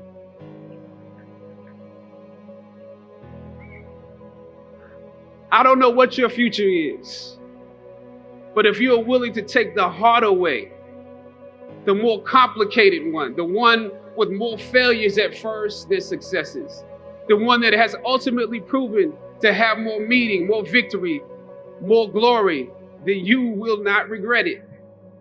Now, this is your time.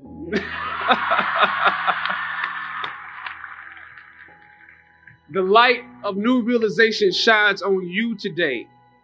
Howard's legacy is not wrapped up in the money that you will make, but the challenges that you choose to confront. As you commit to your past, press on with pride and press on with purpose. God bless you. I love you, Howard. Howard forever.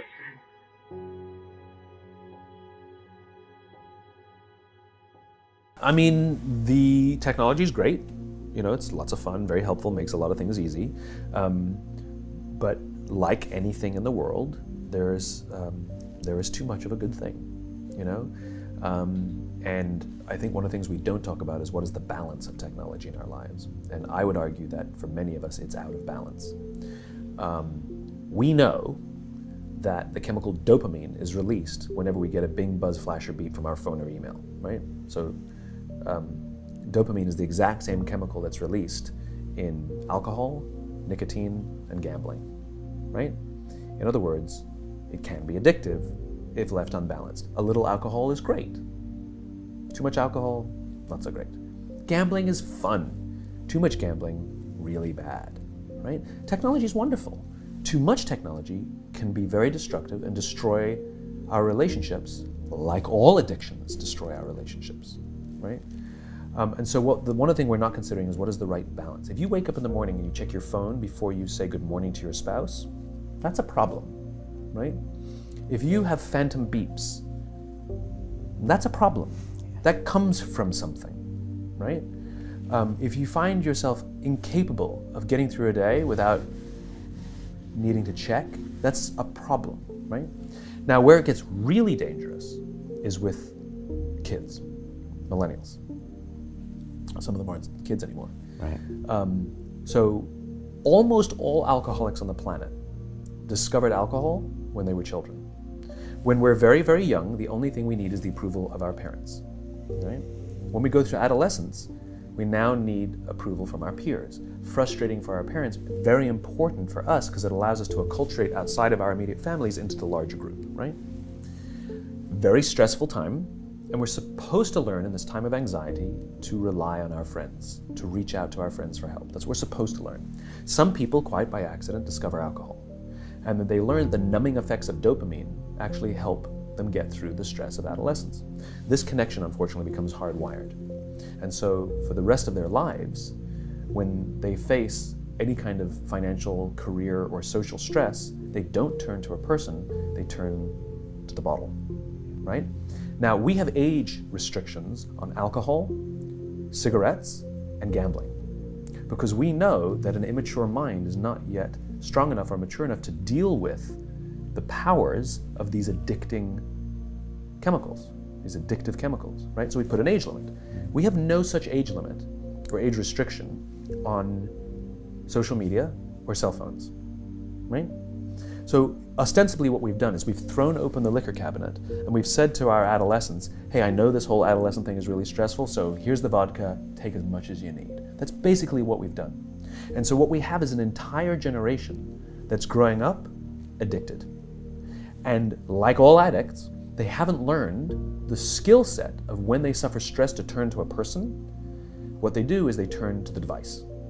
And what that only does is increase senses of isolation and loneliness, and can actually destroy relationships. We've all had the experience where you're with somebody, walking down the street, in a meeting, out for dinner, whatever, and they pull out their phone and you feel like an idiot, right? Or when you're talking to them and they're going, and you're sort of like, what's the point of this? Now take an entire generation that has no memory of a time before the device. We at least can reference times before cell phones and internet and social media. We at least have a point of reference. They don't. So this is their normal, that's how they feel. So you have an entire generation growing up with addiction and an increased sense of loneliness and isolation. We're already seeing the results. We're seeing increased rates of suicide amongst this generation. We're seeing increased rates of accidental deaths due to overdoses amongst this generation. We're seeing increased numbers of mass homicides, largely performed by this generation. School shootings, over 70% perpetrated by kids born after the year 1984. Schools, universities are now dealing with numbers they've never dealt with before of kids requesting leaves of absence due to depression. We're already seeing it, right? We're seeing the effects of loneliness and isolation. We're seeing it, and yet we're not reacting to it. We're not doing anything about it, right? And parents are a lot to blame for this. Because parents, there are some schools who want to restrict phones in the schools, and it's the parents who demand that they keep their phones in case of emergencies. Seriously? Seriously? When was the last time the cell phone was used for an emergency? What time are you coming home? What time should we pick you up? And if there is an emergency, you call the office, and they know what classroom the kid's in, and in 5 minutes, they'll bring the kid to talk to you on the phone. Like, the old way worked just fine. Remember, we talked before about innovation. It has to solve a real human problem. What human problem exactly did we solve by compressing the 5-minute time frame? We added to the problem, we didn't solve it. So that's one huge problem. So combine that with the fact, so you have an addicted generation that doesn't have the skill set to ask for help. Combined with the fact that they're so good at Facebook and Instagram, they're good at putting filters on everything. So they're good at showing you how smart and strong they are. These kids who commit suicide, you go look at their Instagrams, you would have no clue that they were depressed because they're happy and they're star athletes, right? You'd have no clue because they're really good. So when we say silly things like, my door is always open, you're assuming they have the courage to come in. Combined with the fact that they're subject largely, not all, but too many, to a failed parenting strategy. Because their parents told them they were special, they could have anything they wanted, they could be anything they want. They got medals for coming in last, which by the way we know doesn't work. It devalues the medal for the one who comes in first, and the one who came in last, it makes them feel stupid because they know they didn't deserve it, right? The kids got into honors classes not because they deserved it, but because the parents complained. And some of them got good grades not because they earned them, but because the teachers didn't want to deal with the parents. And then the kids graduate college, and they get a job, and in an instant, they find out they're not special. They don't get anything for coming in last. Their parents can't get them a promotion, and you can't have whatever you want just because you want it. And in an instant, their entire self-image is shattered. And so you have an entire generation growing up with lower self-confidence than previous generations. So you have lower self-confidence than previous generations, combined with an inability to ask for help with things that you're struggling with, and you turn to social media or a device, you keep checking, you count your likes, you count your likes, you count your followers, and if somebody unfriends you, oh my God, it's trauma, right? The way they break up with each other is they just ghost each other, just cut each other out and stop returning texts and returning phone calls, because they don't have the skill set to say, hey, it's not working out, it's not me, it's you, right? There's no closure on things, right? Combined with the fact there's an institutionalized impatience. So they've grown up in a world of instant gratification. You want to buy something, you go on Amazon, it shows up the next day. You want to get in touch with someone, you don't leave a message on their machine and wait 4 hours for them to get the message, you just text them and they get back to you immediately. You want to watch a movie, you just log on and watch it. You don't have to check movie times, right? Everything happens instant. You want to get a date, swipe right. You don't even have to muster up the courage to go up like, hey, you don't have to. There you go, got a date, right? And so the problem is, they're accused of being entitled. I don't think they're entitled at all. Not at all. I think they're impatient. I keep meeting these fantastic, smart, driven, ambitious, idealistic, fantastic kids who graduated school, they got a job, they want to make an impact in the world, and I go up to them and say, how's it going? And they say, I think I'm going to quit. I'm like, why? They're like, I'm not making an impact. I'm like, you've been here 8 months. And it's as if they see the summit of a mountain. As if they're standing at the foot of a mountain, they can see the summit, they can see the thing they want. I want to make an impact. What they don't see is the mountain, this large, immovable object. You can go up fast, you can go up slow, I don't care, but there's still a mountain. What they don't understand is that life, that relationships, and career fulfillment are a journey. There's no app for that. I got nothing. You gotta go through the slow, plodding, annoying, meandering process called career and life. But if they don't get it in 8 months, they go look for it somewhere else. They don't get it, they go look for it somewhere. It's impatience. And because they don't have the skill set to ask for help, and because they feel lonely, it compounds and compounds. So then we dump them in office environments that are built on theories from the 80s and 90s that prioritizes a number before a person, and no one really cares about their confidence and their personal growth. They're just numbers on a spreadsheet. And so they enter work cultures that don't help them. And the problem is they're entering the workforce at a deficit. I hear from kids, they tell me that they struggle to form deep, meaningful relationships, and the companies don't care. And so it's destructive to them as individuals, but ultimately it'll hurt the companies because more and more millennials are entering the workforce. I believe, to your point about solution, that now the responsibility on companies is even greater than it's ever been before to take care of its people. Because if the environments in which we're asking our youngest workers to work in isn't built to help them, I can't even imagine what the suicide and homicide and just the rates of depression, and accidental deaths due to overdose are going to look like in the future. It's going to reach epidemic proportions. It's already, the statistics are already alarming, and yet nobody's sounding any alarm bells. Parents have to intervene. We have to stop giving our kids free access to social media and phones at young ages. They are not ready for it. Their minds cannot cope with the dopamine. Balance is fine. You can give a kid a phone, but they can't use it in their bedroom. They can't have it at the dinner table. They can't take it to school.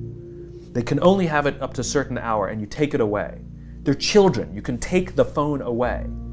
We've got to intervene as parents. But as companies, we now have to deal with the influx of kids that are coming into our companies with addiction. Watch, I see it all the time. Walk through any office.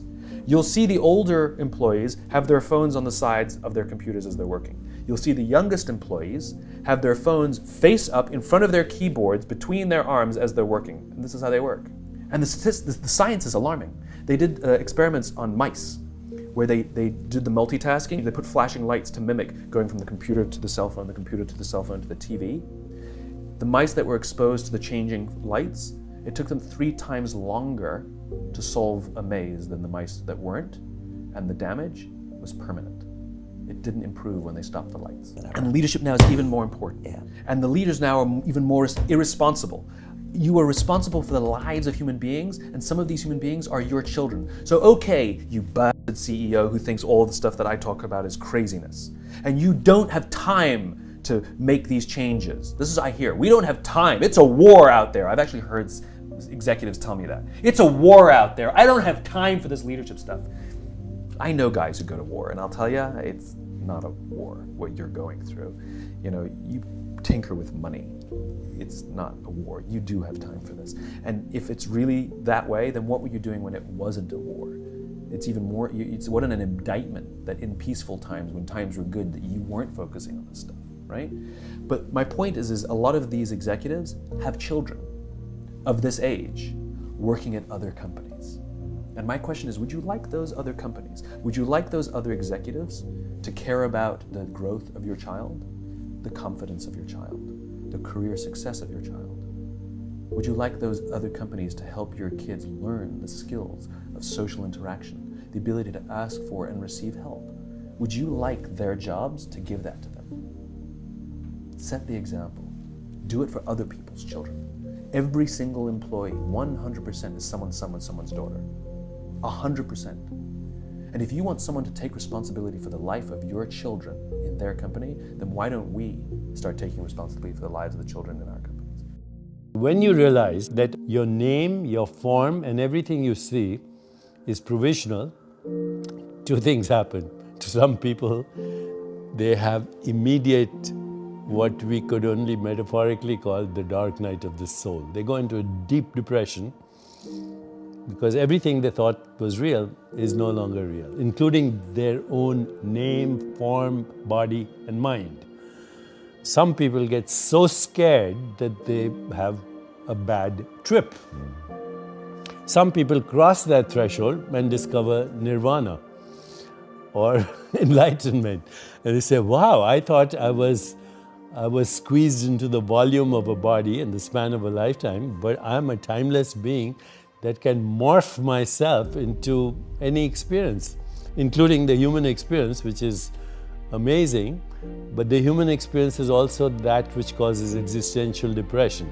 So the causes of human suffering, since you brought it up, are brought up in Eastern wisdom traditions as, number one, you suffer because you don't know who you are. You confuse yourself with your body-mind experience.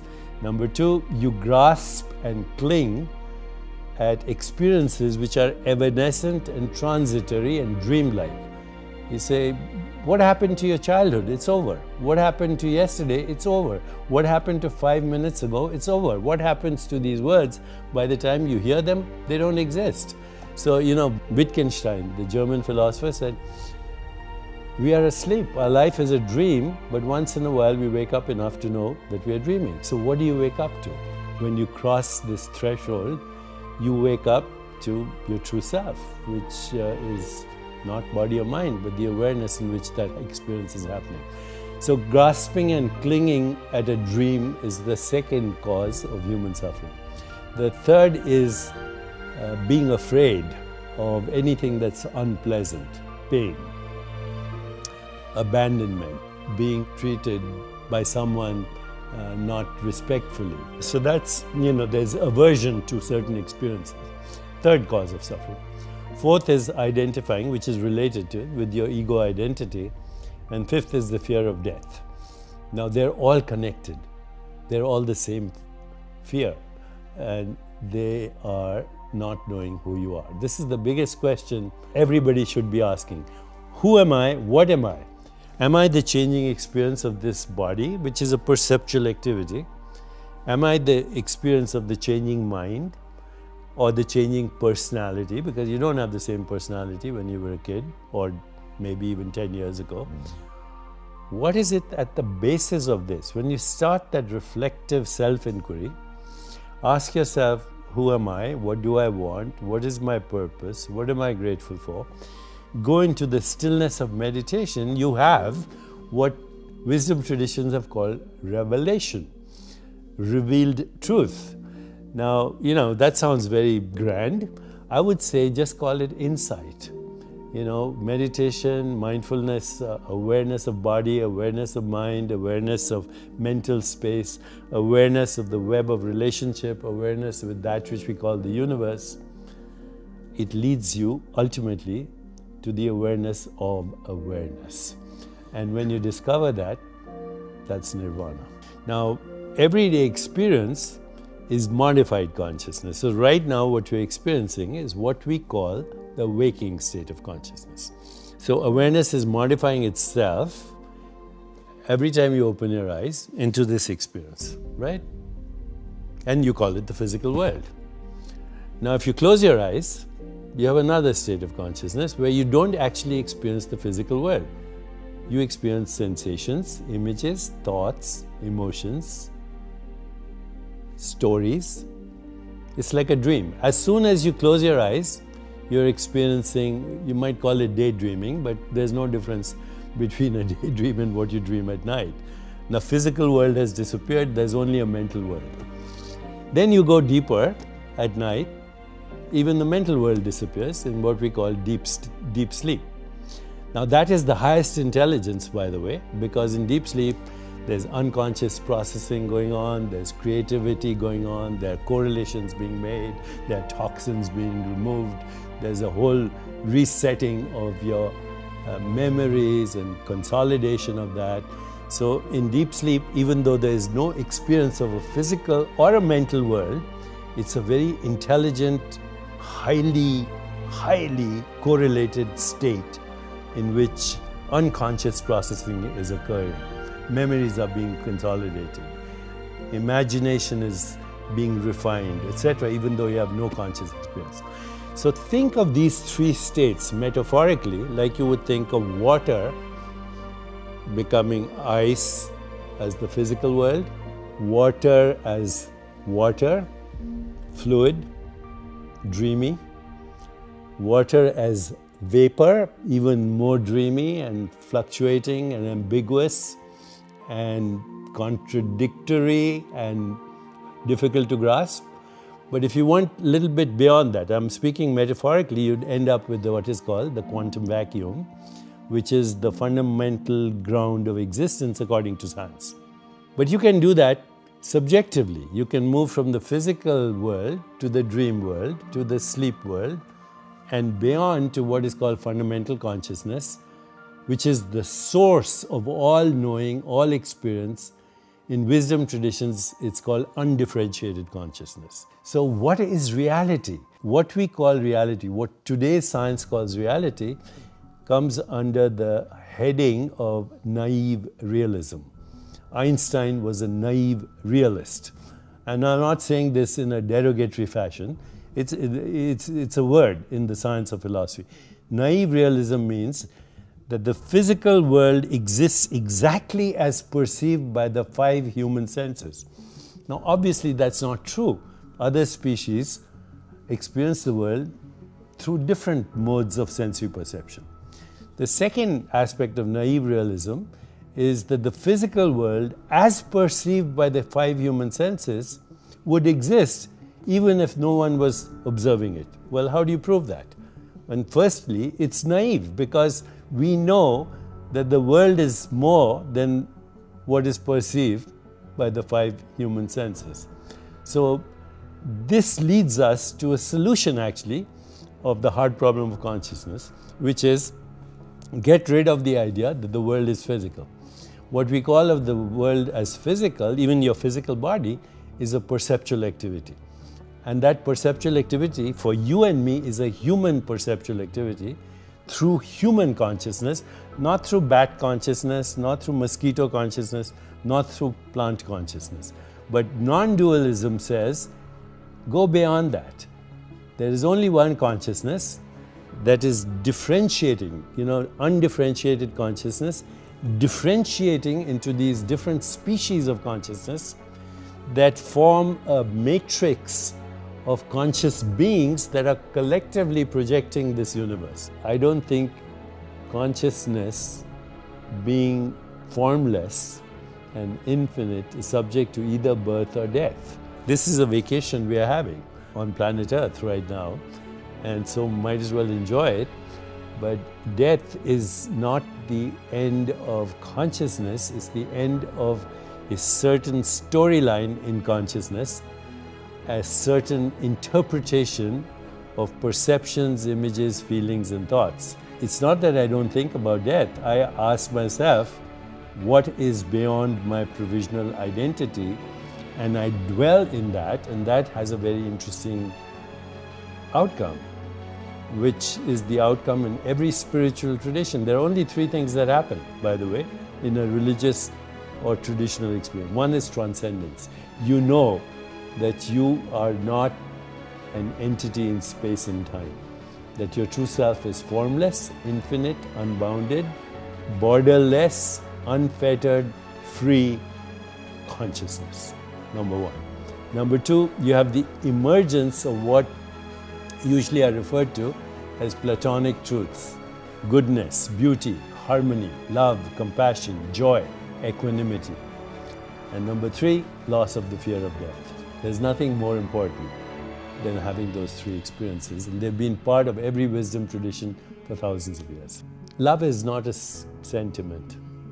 Love is not an emotion. Love is the ultimate truth at the heart of creation, which is unity consciousness. One consciousness differentiating into infinite modes of experience, infinite knowers, infinite modes of knowing, infinite phenomena known, all generated within the one self.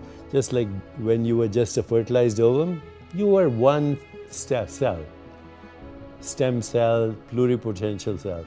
It became eyes, it became nose, it became fingernails, it became heart, it became brain. So that one cell differentiated into all these different cells, each with its own modality of experience. Like that, the one mind, or the one consciousness, differentiates itself into what we call the universe, with every species of consciousness knowing the universe in its own unique way.